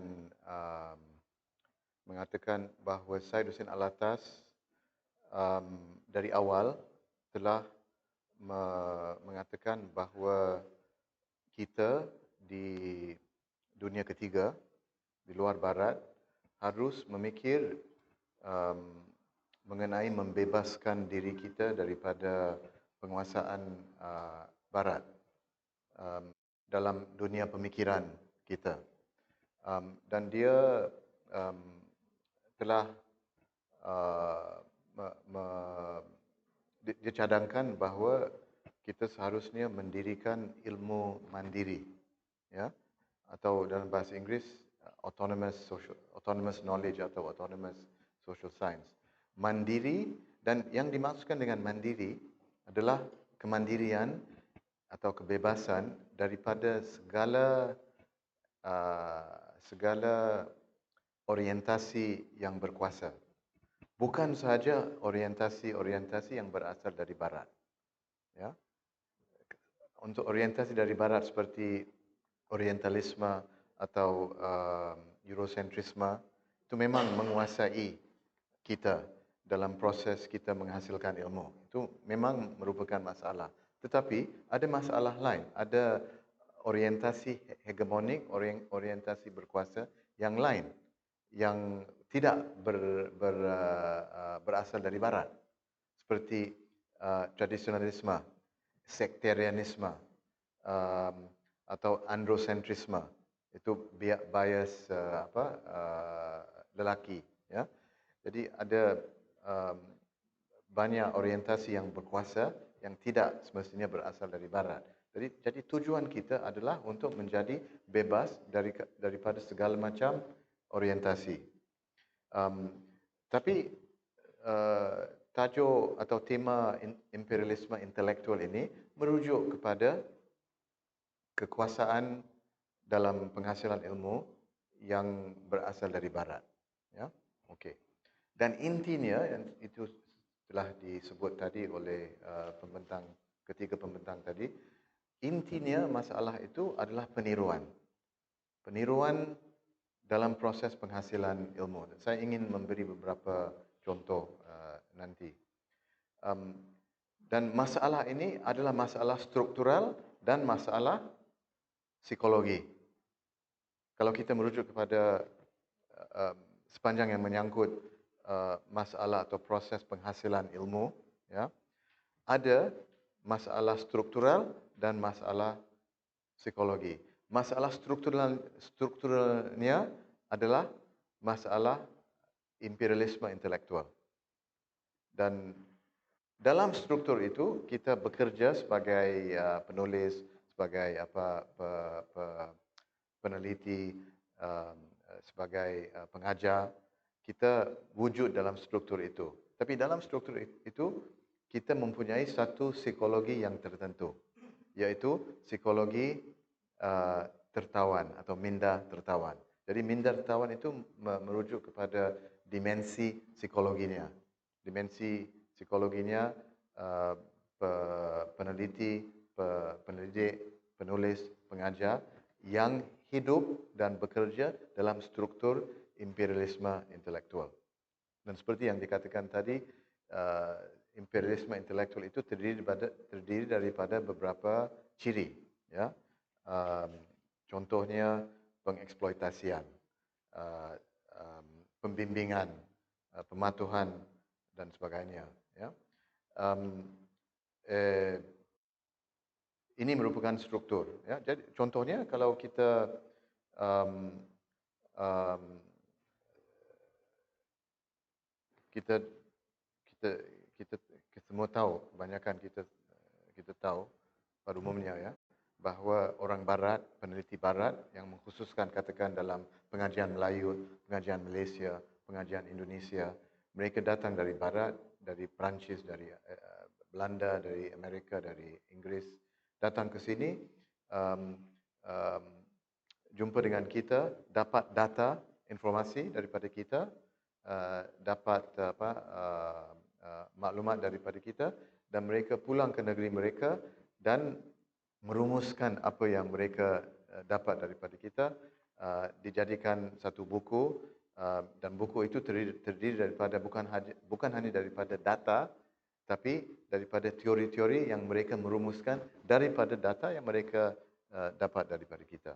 Ya. Jadi mereka menjadi ahli, menjadi pakar dalam bidang itu. Dan kita mengundang mereka kepada konferens-konferens kita di Malaysia, dan mengundang mereka sebagai pengucap tama. Ya. Jadi walaupun kita yang membekalkan mereka dengan bahan mentah, ya, dalam bentuk data, ya. Kita yang membekalkan kepada mereka, tapi akhirnya mereka yang menjadi pakar. Ini menjadi masalah, ya. Tapi struktur itu dalam mana mereka menjadi ahli dan pakar yang mewujudkan teori mengenai masyarakat kita sendiri, struktur itu mengekalkan keadaan itu. Ia mengekalkan keadaan itu kerana apabila kita ingin mengajar, kalau kita ke barat, ke Amerika, ke Inggeris untuk mengajar, kita digalakkan mengkaji tentang masyarakat kita sendiri, ya, dan kita tidak digalakkan terlibat dalam kajian teoretis. Kita digalakkan bikin kajian empirik, bukan teoretik. Jadi kemampuan kita mewujudkan teori itu tidak digalakkan. Itu dia menjadi masalah, ya. Jadi ada pembahagian kerja atau division of labor secara global. Orang barat digalakkan. Ini merupakan satu aspek, satu dimensi dalam struktur imperialisme intelektual. Pembahagian kerja antara teoretik dan empirik. Di barat, mereka digalakkan mengendalikan kerja teoretik, keduanya, kerja teoretik dan kerja empirik. Kita digalakkan hanya melakukan kerja pendidikan empirik. Ya. Berarti bahawa kemampuan kita mewujudkan teori yang baru terhad. Ya. Okey. Jadi ini merupakan strukturnya. Psikologinya adalah kita menjadi minda tertawan. Ya. Kita menjadi minda yang selalu meniru. Meniru dalam arti mengambil konsep dari karya-karya barat dan menerapkannya kepada data-data yang ada dalam negeri kita. Ya. Tujuan kita bukan untuk mewujudkan teori yang asli, yang original. Dan ini menyebabkan beberapa masalah. Ya. Masalah seperti bukan saja bahawa kita tidak asli, yang saya maksudkan dengan asli adalah original, ya, bukan saja itu, tapi pada waktu yang sama kita memikir mengenai kenyataan kita, sama ada dari zaman dulu atau zaman sekarang, kita memikir mengenai keadaan kita dengan cara yang mencerminkan kepentingan atau kefahaman orang lain tanpa diketahui oleh kita. Berarti, apa yang kita mengatakan atau memikir merupakan pemutarbalitan kenyataan. Faham tak? Pemutarbalitan kefahaman. Faham tak? Saya akan beri satu contoh. Satu contoh yang agak tepat, ya. Ada pada zaman dulu, zaman pra-modern, ada 200 tahun dalam mana ada perang antara orang Eropah dan orang Islam. Apa nama tu? Apa? Crusades. Bahasa Melayu? Perang salib. Okey. Ini kita menganggap sebagai satu fakta. Fakta sejarah. Kita tidak tahu, ramai di antara kita yang tidak tahu bahawa istilah itu crusades atau perang salib mencerminkan pengalaman dan kefahaman dan kepentingan orang Eropah. Sebab istilah crusades itu membawa kepada makna perang antara Islam, agama Islam dan agama Kristian. Orang Kristian dan orang Islam. Ya. Tapi itu salah. Sebab kalau kita merujuk atau kalau kita melihat kepada Siri perang itu dari segi pengalaman orang Islam pada zaman itu. Orang Islam pada zaman itu tidak menganggap itu sebagai perang antara Islam dan Kristianiti. Mereka menganggap orang Kristian itu sebagai orang Eropah. Satu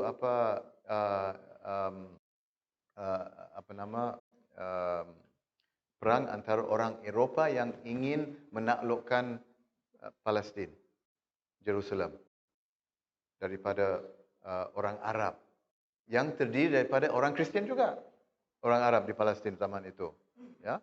Dan orang Islam pada zaman itu, pada zaman perang itu tidak merujuk kepada perang itu sebagai perang salib. Salib itu adalah terjemahan, perang salib itu adalah terjemahan daripada Crusades. Mereka tidak. Mereka merujuk kepada orang Eropah itu sebagai Franks atau Farange atau Ferengi. Mereka diidentifikasi sebagai orang Eropah atau orang Ferengi, bukan sebagai orang Kristian. Ya. So, kalau kita menggunakan istilah Crusades, bermakna kita memikir, tanpa diketahui mungkin, ya, kita memikir dengan cara mereka, mencerminkan kefahaman dan pengalaman mereka. Faham tak? Begitu juga dengan istilah, okey, apa yang telah berlaku pada tahun 1492? Ingat tak? Apa? 1492. What happened in 1492? Huh? Buat apa? Okay. New World. Okay. Okay. Bagus. New World. Dunia baru. Okay. Biasanya itu disebut sebagai penemuan Amerika. Discovery of America. Ya. Ini merupakan satu, selain daripada kurang ajar, dia merupakan satu istilah yang mencerminkan pengalaman mereka. Tapi dipasarkan sebagai satu sesuatu yang universal. Dia mengatakan penemuan Amerika seolah-olah Amerika tidak ditemui sebelum itu. Mungkin penemuan Amerika bagi mereka, bagi orang Eropah. Ya, tapi jangan seolah-olah itu merupakan penemuan untuk manusia. Sebab ada bukti bahawa orang Afrika dan mungkin orang Arab juga sudah tahu benua Amerika. Dan ada orang yang tinggal di Amerika. Jadi itu tidak merupakan new world untuk mereka yang sudah ada di sana. Ya. Jadi harus disebut bahawa itu adalah penemuan untuk orang Eropah, bukan untuk seluruh dunia, bukan untuk segala manusia. Ya. Jadi istilah, maksud saya istilah the discovery of America, penemuan Amerika adalah istilah yang menyamar sebagai satu istilah yang universal. Seolah-olah ia membawa makna yang universal. Tapi yang terkandung dalamnya adalah pengalaman orang Eropah saja. Ya. Dan kalau kita menganggap itu sebagai pengalaman seluruh manusia, berarti kita memutarbalikkan sejarah. Ya, ada banyak contoh seperti itu. Begitu juga dengan apa yang berlaku di Palestin sekarang. Ya, orang Israel, orang Zionis mengatakan bahawa dari dulu, dari zaman kurun ke-19, mereka mengatakan bahawa penghijraan orang Yahudi dari Eropah kepada ke Palestin adalah sesuatu yang perlu. Sebab orang Palestin sendiri, orang Arab sendiri tidak mempunyai ciri-ciri yang diperlukan untuk pembangunan rantau itu. Sebab mereka mempunyai ciri yang tidak mempunyai ciri yang perlu. Mereka adalah malas. Memang ada mitos orang Palestin yang malas pada zaman itu, ya, yang dipelihara oleh orang Zionis dan oleh orang Eropah selainnya. Sampai sekarang dalam buku teks di sekolah di Israel, mereka dididik, mereka dihidangkan dengan satu image orang Palestin yang menghinakan orang Palestin dan orang Arab pada umumnya. Ya. Tapi itu dikatakan dianggap sebagai reality, sebagai kenyataan, ya, dan tidak difahami sebagai prejudice atau prasangka orang Zionis atau orang bukan semua orang Yahudi, tapi orang Zionis. Ya. Jadi oleh sebab itu kita seharus jaga, ya, kita harus sedar akan kemungkinan bahawa konsep dan teori yang kita belajar dari Barat tidak seharusnya mencerminkan kenyataan, tapi membawa kita kepada suatu kefahaman yang akhirnya memutarbelitkan kenyataan. Ya. Jadi itu oleh karena itu kita harus sedar dan tahu bahawa ada masalah imperialisme intelektual dan dimensi psikologinya minda tertawan, minda yang meniru, dan minda yang meniru tanpa mengetahui bahawa apa yang ditiru mungkin akan mengarah ke pemutarbelitan sejarah dan pemutarbelitan kefahaman kita mengenai kenyataan. Dan saya akan akhiri dengan sebut sedikit tentang apa yang kita harus buat untuk membebaskan diri kita daripada masalah ini. Memang ada banyak yang kita harus buat, tapi mungkin kita dapat mulai dengan mengambil sikap serius, sikap sungguh-sungguh terhadap bahasa. Sama ada bahasa Melayu atau bahasa selainnya. Maksud saya bahasa bukan Barat. Bahasa Inggris, Perancis dan sebagainya. Sebab kalau kita hanya menganggap bahasa sebagai alat untuk terjemahkan daripada bahasa Inggris kepada bahasa Melayu, ya, berarti kita tidak akan tidak akan sedar bahawa dalam bahasa kita, dalam perkataan-perkataan bahasa Melayu terkandung konsep yang dapat menjadi konsep dalam ilmu-ilmu kemasyarakatan. Ya, contoh yang saya suka bawa, migrasi. Dalam bahasa Inggeris, migrasi, pemindahan orang, betul tak? Okey. Tapi dalam bahasa Jawa, bahasa Sunda, bahasa Melayu, ada banyak perkataan yang merujuk kepada pelbagai makna atau pelbagai jenis pemindahan orang. Ada hijrah, ada apa lagi? Merantau. Dan ada banyak lagi. Seorang ahli geografi, Profesor Abdul Samad Hadi, berapa dekad yang lalu telah menulis sebuah makalah mengenai 4 konsep pemindahan orang dalam satu kampung di Negeri Sembilan.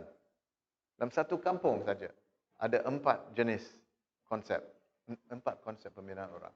Ya. Jadi kita harus merujuk, menganggap bahasa kita sebagai satu sumber konsep supaya kita dapat melepaskan diri, membebaskan diri daripada ketertawaan minda. Yeah. So maybe I just say a few words in English. So I was saying that Syed Hussein Alatas had spoken about the need for autonomous knowledge,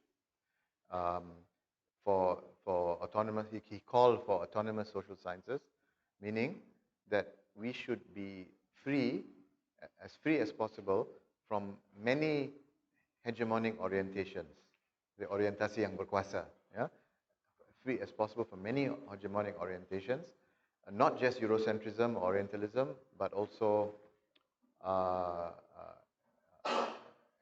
androcentrism, the male bias, traditionalism, sectarianism, and a few others that he had discussed. But in the topic of intellectual imperialism, the problem is the hegemonic orientation of Eurocentrism or Orientalism. And I also discussed that there are 2 dimensions to it: the structural aspect, what we call intellectual imperialism, with the six traits. The 6 traits, which was discussed by my sister just now. That's the structure. But when we exist in that structure, we have a certain psychology, which actually my father called the captive mind, mindar tertawan, the captive mind. This is a psychology of imitation. So, for example, when we study, we go to the West to study, we are encouraged to apply Western theories. So, this is our mind. It is something automatic that we should apply the existing theories, and the existing theories are all Western theories. And we are encouraged to simply apply theories, not to theorize, not to create new theories. So we are encouraged to apply Western theories to our own countries, to our own societies. So it's more or less expected that if we are Malaysian, we will do our research on Malaysia. If we are Indonesian, we will do our research on Indonesia. But we're not expected or asked to create theories from our Indonesian experience or from our Malaysian experience, from our cultural traditions or from our intellectual traditions. So in other words, this psychology of imitation, this captive mind is perpetuated. Now, then I was also saying that this is a problem because it means that we may develop a distorted image of the world, of history, of society. And I gave the example of the Crusades. Until today, everywhere in the world, people refer to the war between the 11th and the 13th century as the Crusades. Everywhere in the world we call it the crusade. Whether you speak Arabic, we say Hurub Salibiyah. In Persian, Jang Salibi. In Malay, Perang Salib. In what other languages?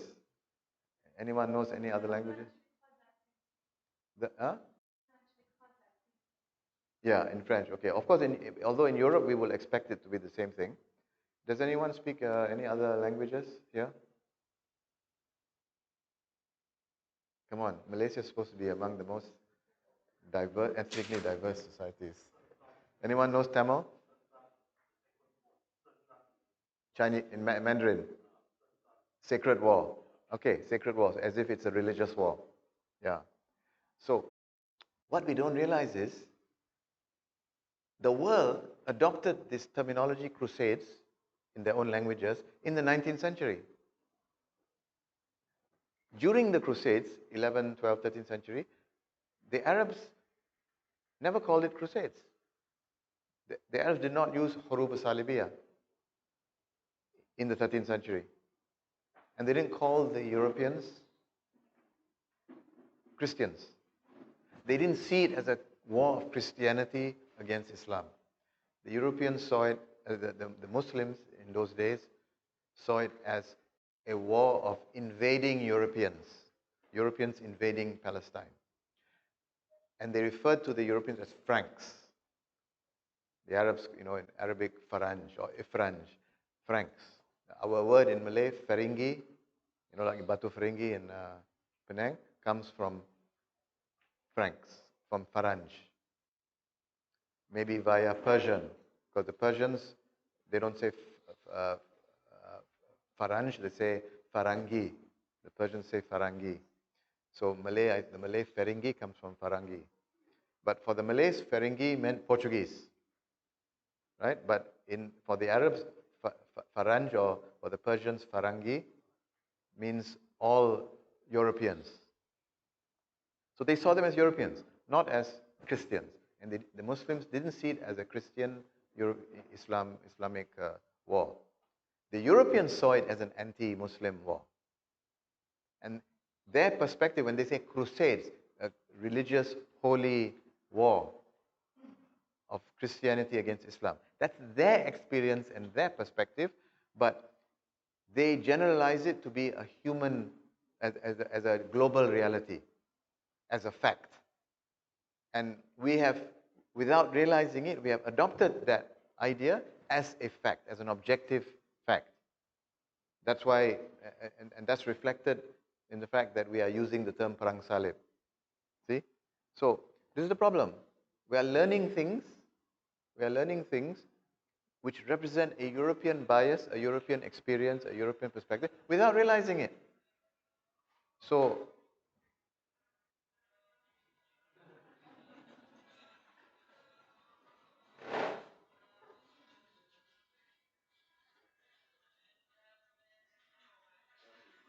who's that? The singer? No, the singer. Sounds like country and western. Is it country? Is it country? Is it country?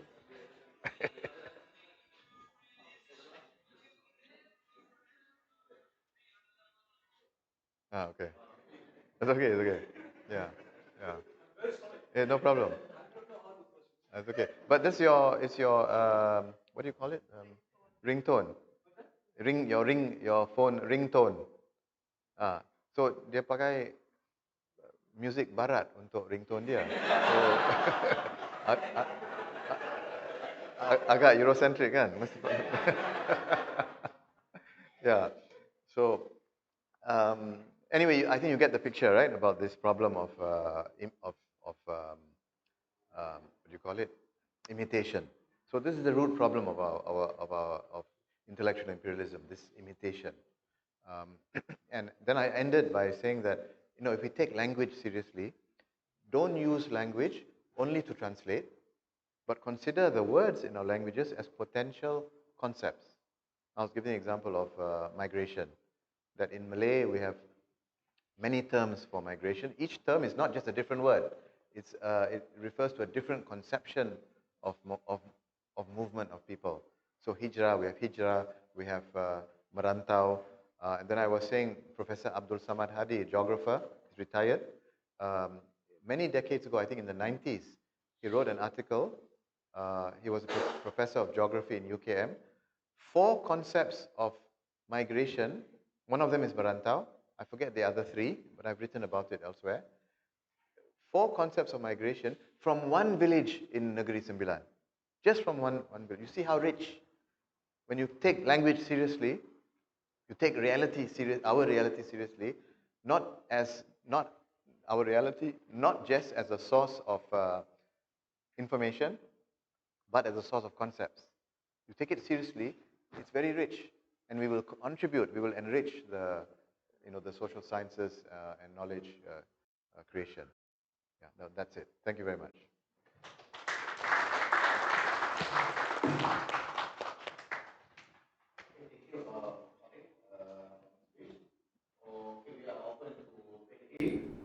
So, please raise your hand for the question. Siapa yang ada soalan boleh angkat tangan untuk tanya soalan. Okay, the first one is Encik Ramli, and second, the ladies. First, second, and third. Okay. Macam mana? Terima kasih.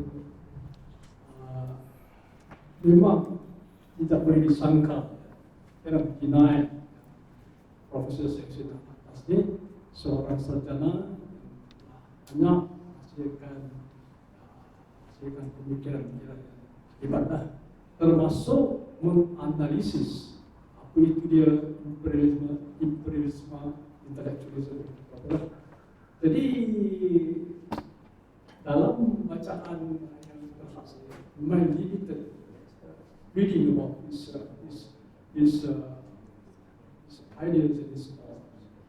Betul yang Profesor Syarahan itu dia mengupas analisis, membuka tentang bahayanya gejala atau fenomena imperialisme ini. Tetapi saya pun sedari yang mungkin Profesor ini dia hanya setakat menguraikan saja itu saja. Mungkin dia berhenti setakat itu saja. Dia tidak menunjukkan langkah-langkah possible measures macam mana kita nak membasmikan ini. Satu tugas yang lebih hebat.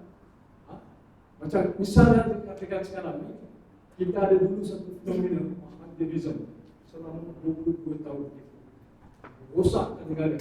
Dan sekarang kita ada langkah-langkah yang telah diambil mungkin oleh kerajaan Madani ini, macam mana nak hapuskan lahan demi lahan. Jadi saya tak tahulah, mungkin saya nak cadangkan pewaris Profesor Syarahan atas ni, itu Profesor Miras kata boleh expand lagi yang bagaimana kita nak menghapuskan gejala imperialisme. Jangan kita setakat hanya membicarakan isu-isu itu saja. Kita mesti ada dia punya what are the measures, how to tackle this, supaya kita boleh berdiri berpemikiran autonomous. Kita ada kepribadian unik sendiri. Terima kasih.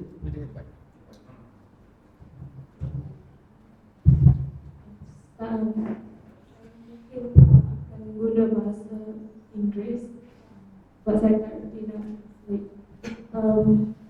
I think the first speaker, she talks about how education is increasingly influenced by the political economy. But I do think there's a sort of deeper problem with our education and knowledge, where it has been losing its intrinsic values. Education and knowledge has become as tools to achieve something. So how do you reconcile within these two phenomena?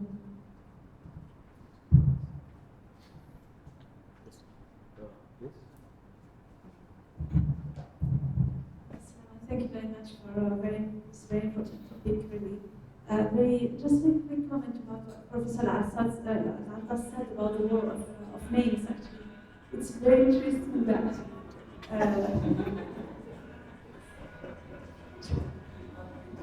it's very interesting that actually for the first time, from my understanding, the mainstream media has adopted the name of the Flood of Al-Aqsa as a name for this battle.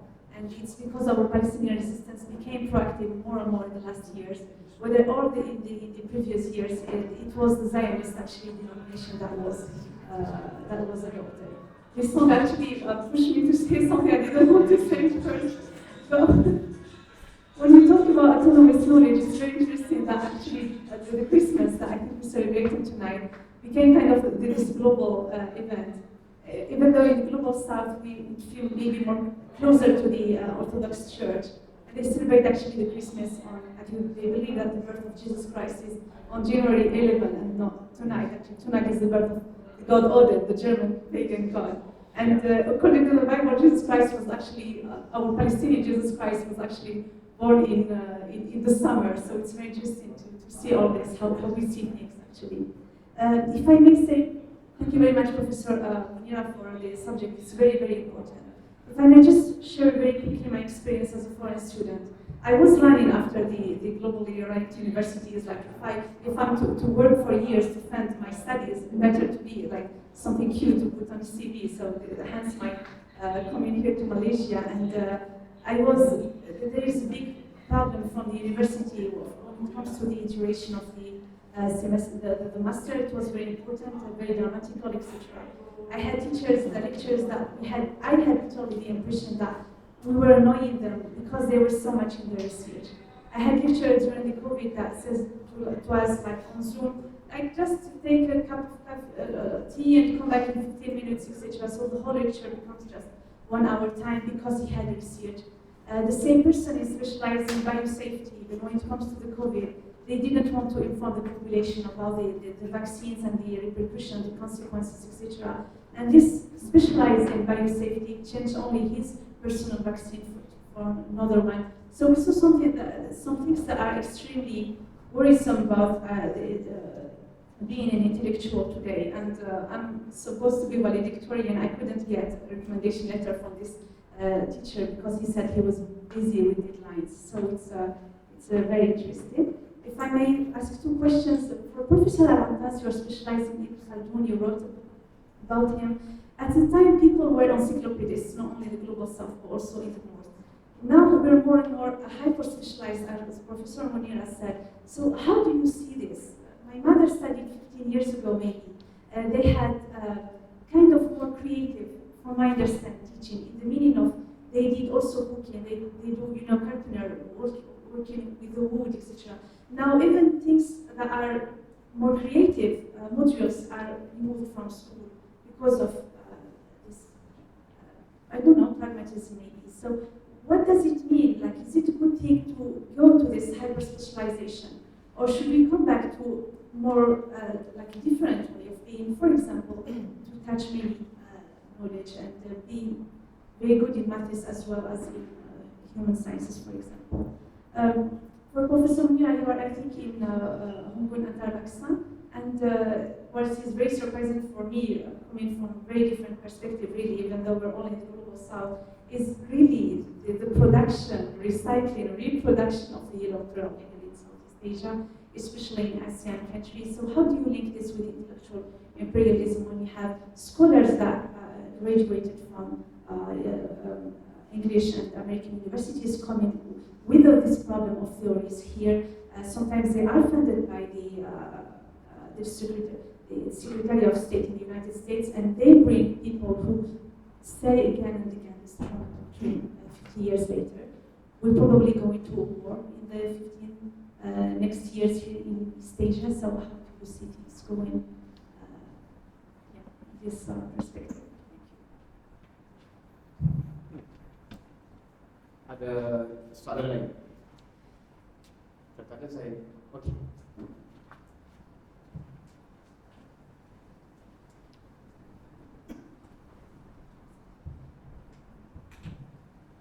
Assalamualaikum dan selamat sejahtera. The third speaker spoke about how intellectual imperialism can flow outside of the realm of thought and into policy. So my question is on that. So Malaysia as a peripheral country, as a third world country, we are very dependent on kowtowing to intellectual imperialist interests in order for us to be accepted into the global capital. So basically, we depend on capitalists for job production, for expansion of production of goods and services, for infrastructure, for investments and all that. So wouldn't that mean that peniruan or imitation can happen even if our leaders don't necessarily believe in West is best? They have to do that, they have to reproduce these things because they have to survive in a world where your productive capacities are captured by private interests. So, in light of that, my question is that doesn't that mean that to free ourselves from intellectual imperialism, it is futile if it's not complemented by a material struggle in the sense of revolution? So, can ilmu mandiri survive if it's not complemented or continued with real revolution like material struggle?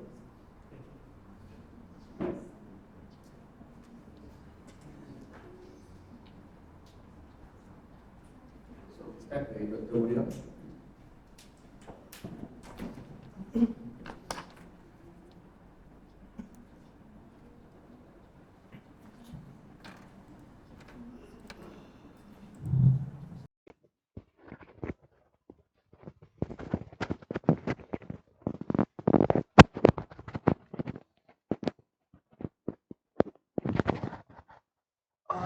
Sorry, I don't really, not quite sure what your question was about. Can somebody remind me? I forgot.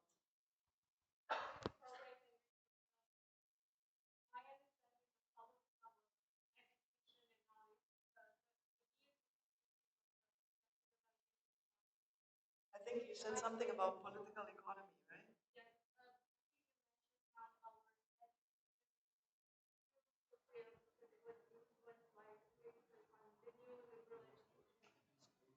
Okay, well, basically what I meant was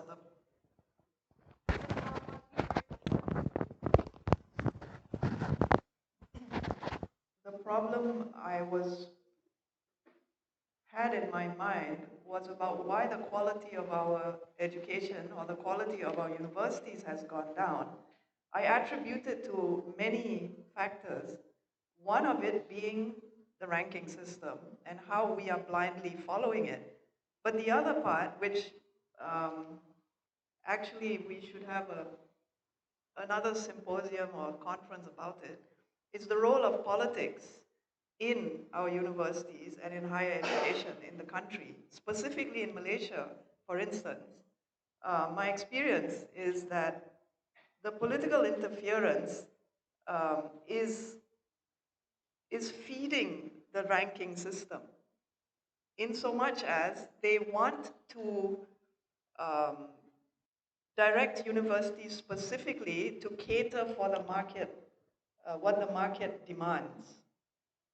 Because the government is very much involved, um, to put it in a different language or in a different different way of expressing is, there is a lot of money to be made um, in controlling what students learn and in controlling what jobs they get. So the fact that universities are now um, they prioritize graduating students for a job rather than qualifying students how to lead a life are two different things. Whereas the original purpose of the university was not related to the job they get after graduation. So, are you understanding where I'm coming from?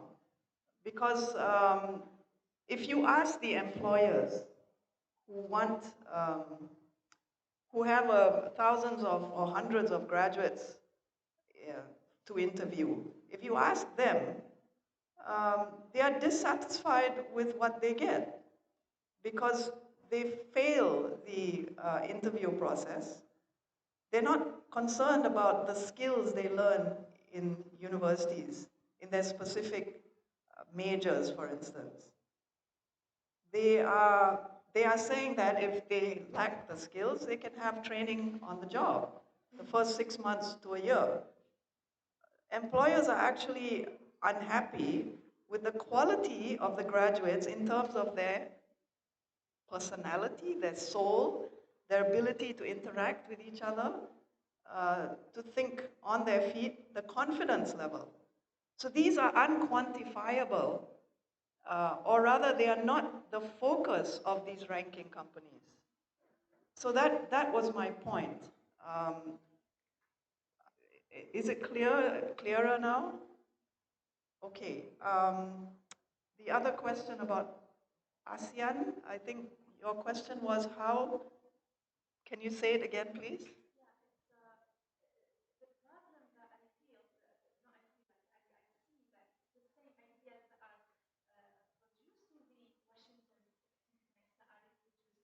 Oh, okay.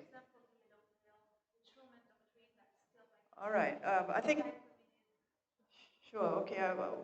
What I'll probably say about that is brief. We are problematizing the region as one of U.S.-China, a U.S.-China conflict. Whereas in our region, we have many other problems. I mean, we have internal ASEAN problems that don't seem to be the focus of researchers in IR of the region. Our own researchers are focusing on getting grants to study China or to study why the US should or should not be in the region. Now, this is not our agenda, or rather it should not be our sole agenda for this region. But lecturers who want a promotion need to be published in Q1 journals. The Q1 journals are setting the theme of research, which happens to be US and China, if you are from this region or if you are interested in this region. And then, of course, there are connected topics like AUKUS and the Indo-Pacific and what have you. So this is what researchers are now told to publish. We have no time to research why, for instance, do the kind of research that Wang Gangwu, who is a historian, but actually his works should be read as part of IR, the IR program. Because his expertise in China and in the region, China's role in the region, has a lot of carryover into the kind of relationship we have managed to maintain with big powers in the region. But very few IR scholars are actually taking that route to study IR. We are following the themes set by these big powers. All right, thank you.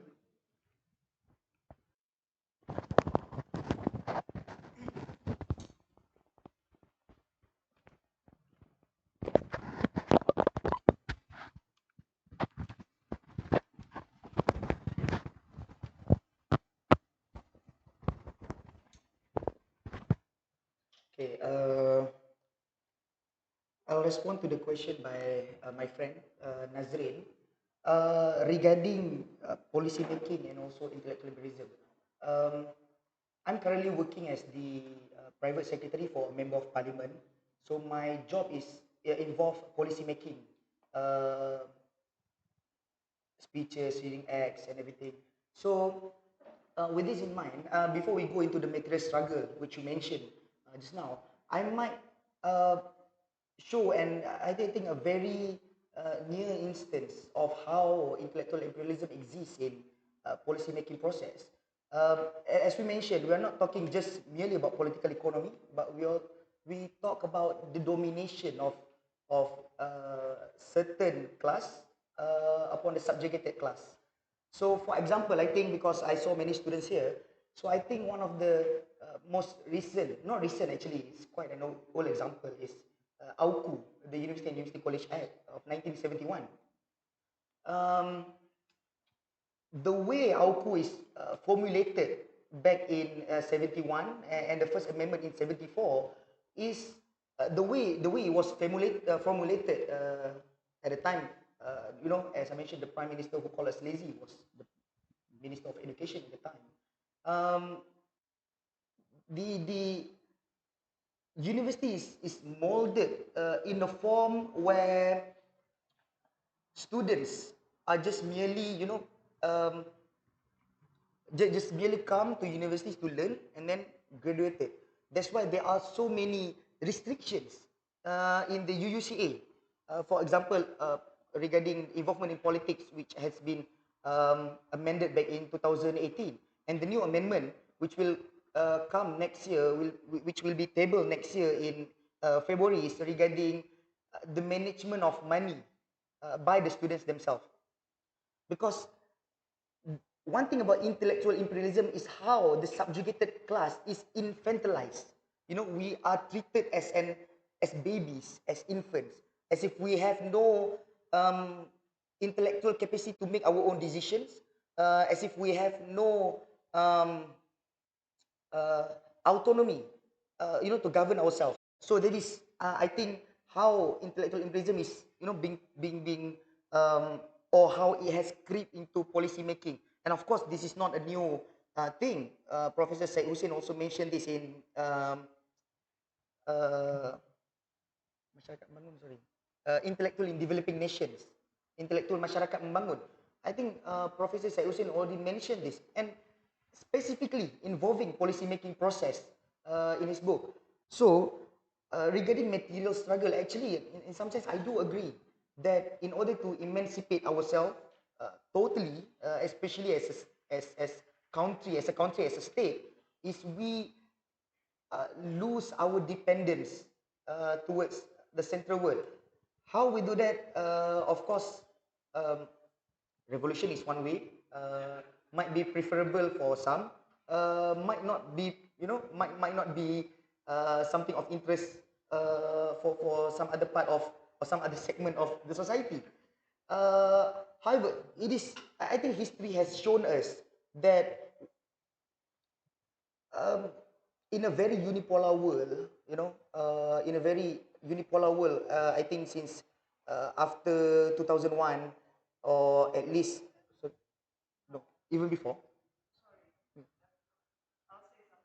Okay. But I would say, I'm feeling very nervous. But I would say, in a quite unipolar world, the dependence is there. So to break the dependence is to at least have some sort of a, break, have some sort of a break from dependency to a very, a new mega empire. But how do we do that? At least I think in the current situation, there are some advancement in terms of that. BRICS, for example, has some new um, state members. Whether there's a good thing or a bad thing in the near future is something up for debate. But I think history has shown that without a break in material struggle, sometimes it can still, intellectual, sorry, it's the other way around for me, at least. Without a break from intellectual imperialism, then we will have a problem in the material realm. I think, let's say, Congo. I think in light of what has been happening in Gaza, we should not forget that Congo, the Democratic Republic of Congo, is having a massacre right now because of the cobalt mining. So back then, Patrice Lumumba, the first president of the Democratic Republic of Congo, DRC, Patrice Lumumba urged for a break from not just the colonial masters, but also from being attached to central countries, just like Cuba did. But alas, Lumumba was assassinated back then, and up until now, Congo is so much exploited before this by Belgium, and currently because of the cobalt mining. So I guess if let's say Lumumba had a chance to break, you know, at first on the intellectual level, and then I would say maybe up until now they might be autonomous even in terms of their political economy. But of course we didn't get to see that, and not just Lumumba. We also talk about Kwame Nkrumah. We also talk about yesterday the birthday of Thomas Sankara of Burkina Faso, which also, you know, didn't get the chance as you know, they didn't get the same chance as Castro or uh, China at least. So yeah, I do agree with you. There must be a break. In fact, one of the problem that Malaysia has been facing, one of the criticism in terms of intellectual is we didn't get to break from our intellectual imperialism. One part of it is because we didn't fight for our independence as you know, in the same way as others. In some sense, it is much, you know, it is given for us in a by the British, so we didn't break from it. Hence, our mind is much, you know, compared to, I think compared to our Indonesian friends, we are still, you know, cooked up. Hence, our dependency continue until this day, especially in the policy making realm. I hope that answers the question. If not, we go copy after this lah. Sorry. Oh.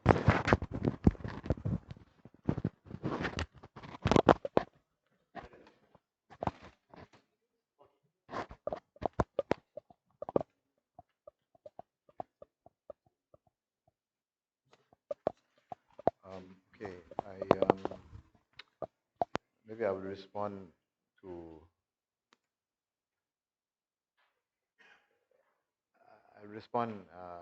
in one shot to all the questions. I want to stress the structural problem and the psychological problem. Now, I'm very pessimistic that it's possible to change the structure, because to change the structure means the Ministry of Education must have radically different policies. They should get out of the ranking system. They should forget about, you know, trying to be, you know, competing with global universities. They should just try to have a high standard of education. What we are doing is we're trying to compete with the global rankings, but having very low standards, and also having dishonest academic practices. It's scandalous. It's scandalous. And one day it's going to become global news, then they will change. But it will be too late then, because we would have developed a very bad reputation. Can you imagine how many of you are university students?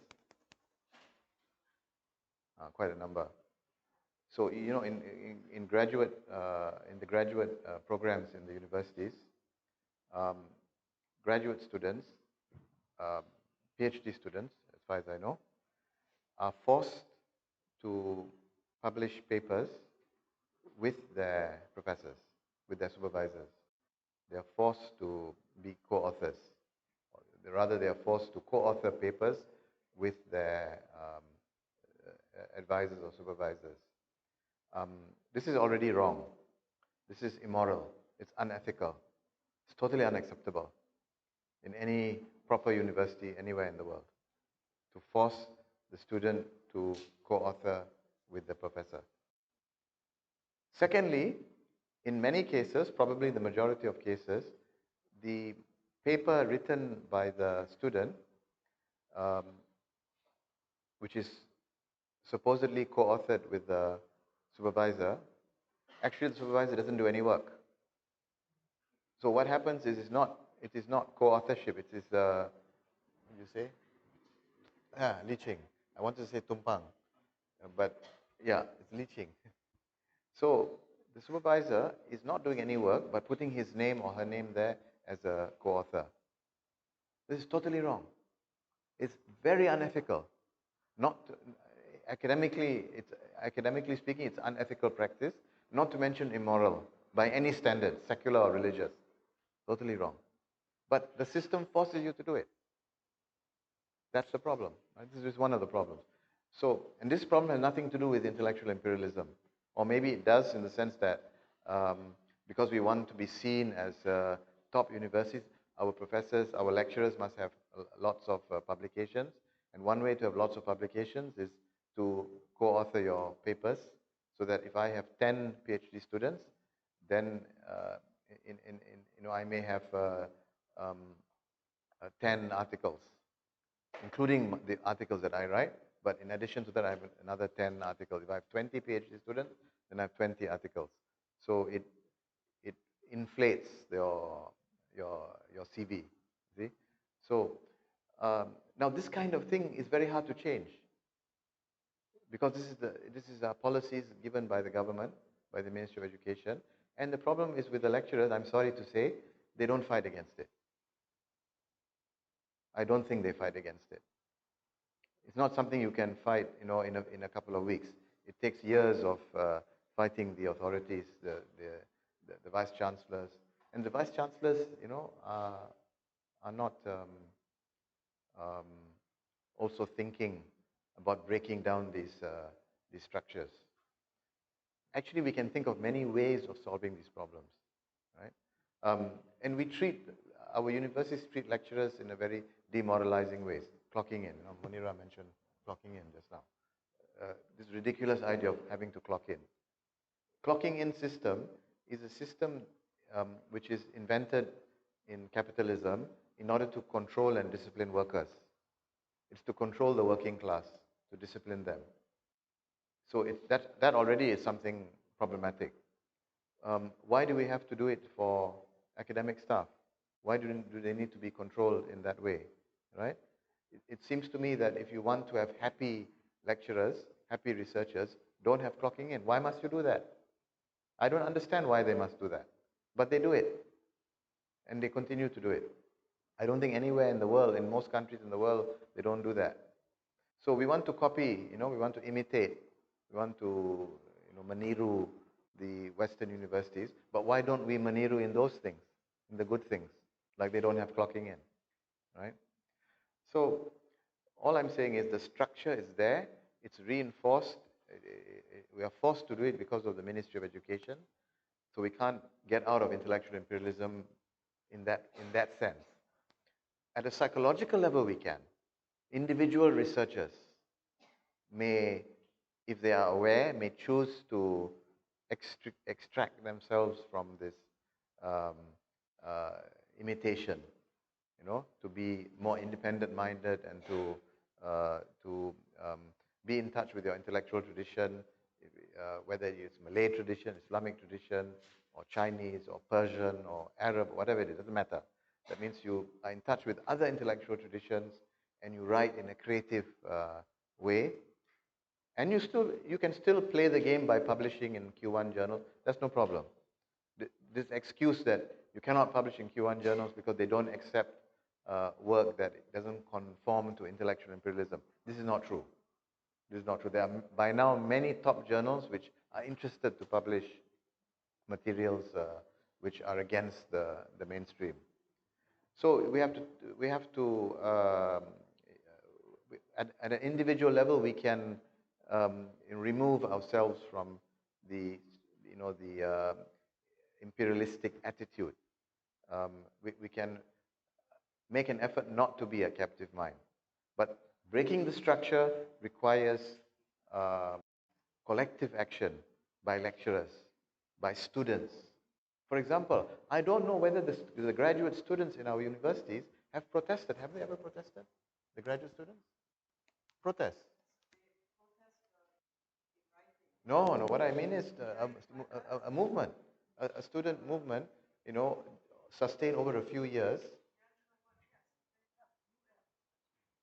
I never heard of it. No, honestly, dishonesty. Yeah, on this co-publishing issues. That's what I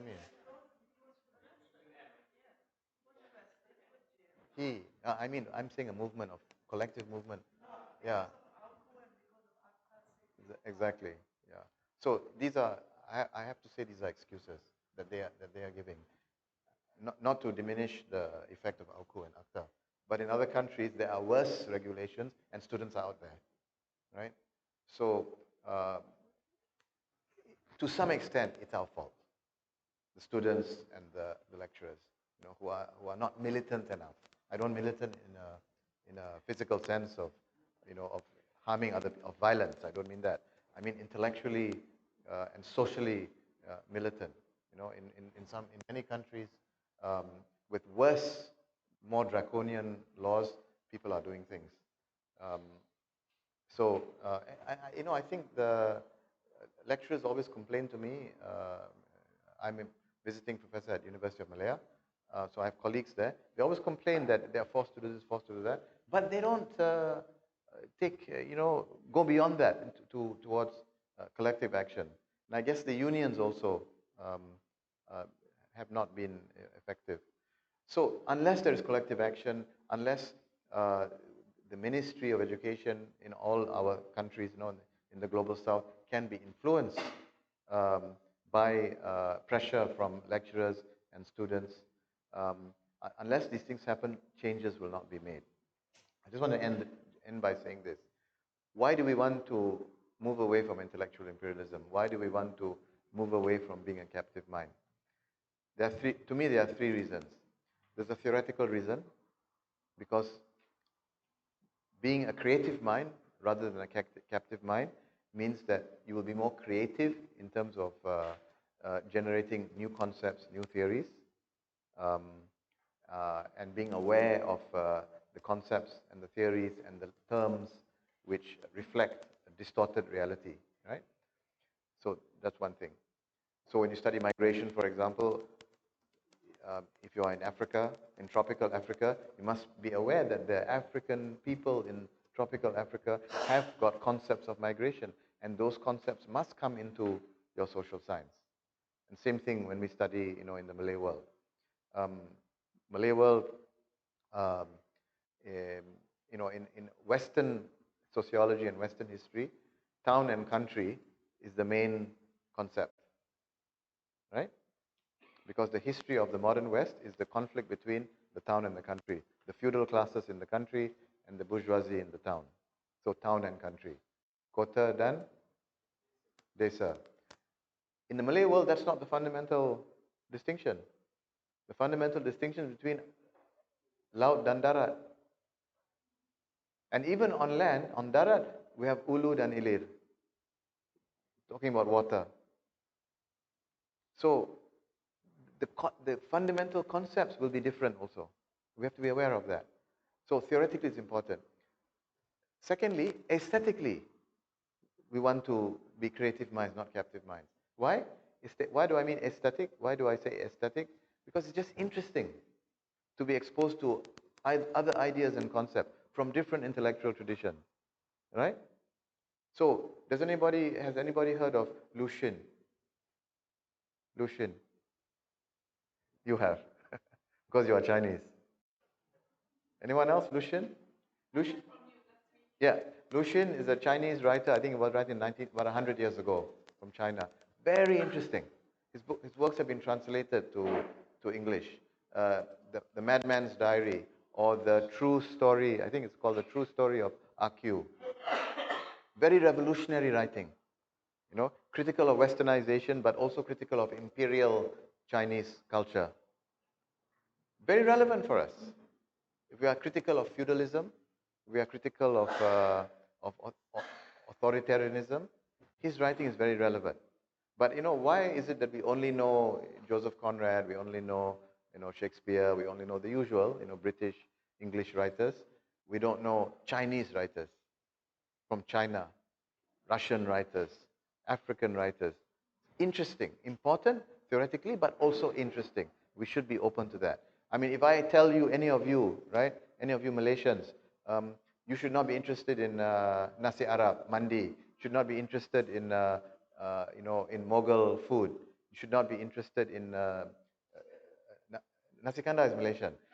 You should not be interested in apa nama mi tarik from Xinjiang, right? You will say, no, we are interested. We want we just like cuisine from everywhere in the world, right? Same thing with music. Like Che Ramli, is it? Che Ramli. Che Ramli likes that, whatever music that was. So he put it as his ringtone. Uh, we like, music. We are attracted to all kinds of music.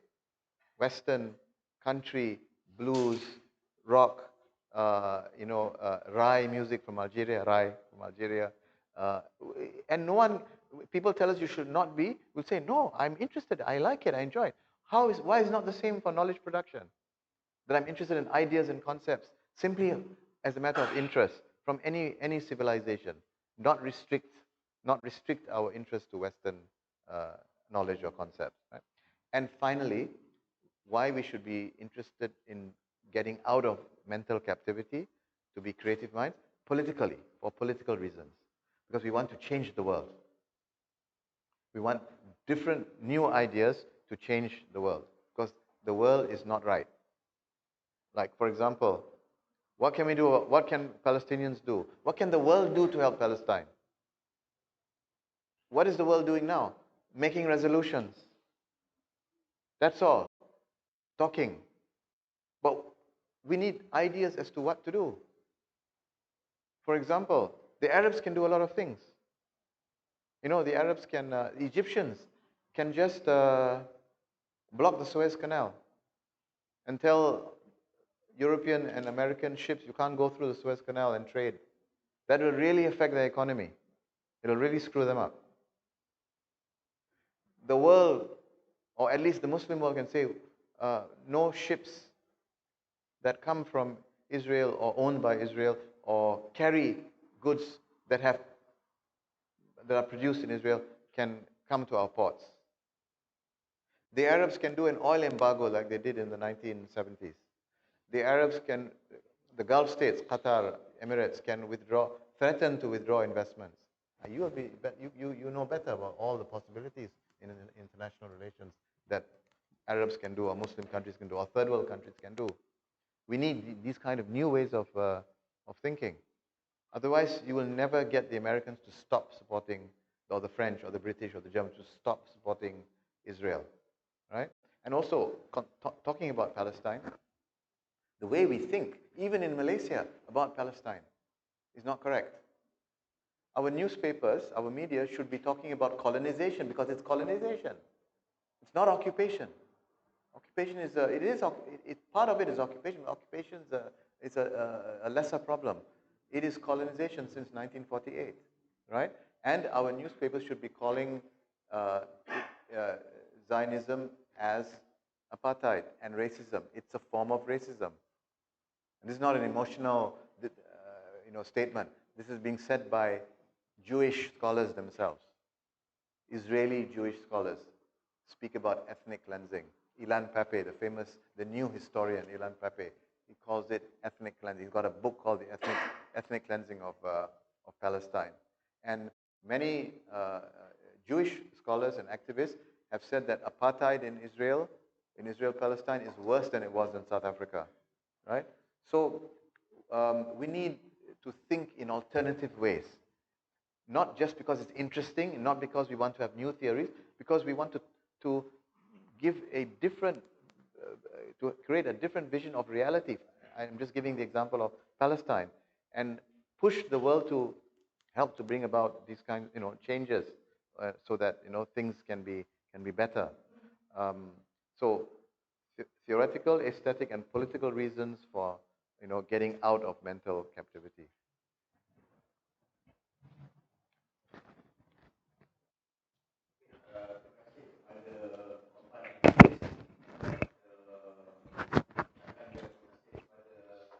Majlis yang sudi hadir dan juga berkongsi idea berkaitan tentang buku yang diterjemahkan, iaitu yang ditulis oleh almarhum Prof. Syarahan. Jadi kita mengakhiri acara pada hari ini, dan pada minggu hadapan kita ada satu lagi event buku Sharifah Mastura, iaitu The Life Writing of Syarahan pada 4 Januari 3 petang, 2 petang, 3 petang, pada hari Khamis 4 Januari. Dan juga satu lagi event iaitu bersama dengan Prof. Ku daripada di San Diego, California pada 14 dan juga 15, iaitu pada 14 Monday tak salah saya, iaitu di IDIS di belakang sini, dan juga pada hari Selasa di UIT Koba. Jadi saya jemput semua sahabat untuk hadir pada minggu depan dan juga event bersama Prof. Jadi terima kasih banyak. Kita ada sediakan sedikit lunch di luar sana, boleh ambil sana. Terima kasih banyak. Assalamualaikum warahmatullahi wabarakatuh.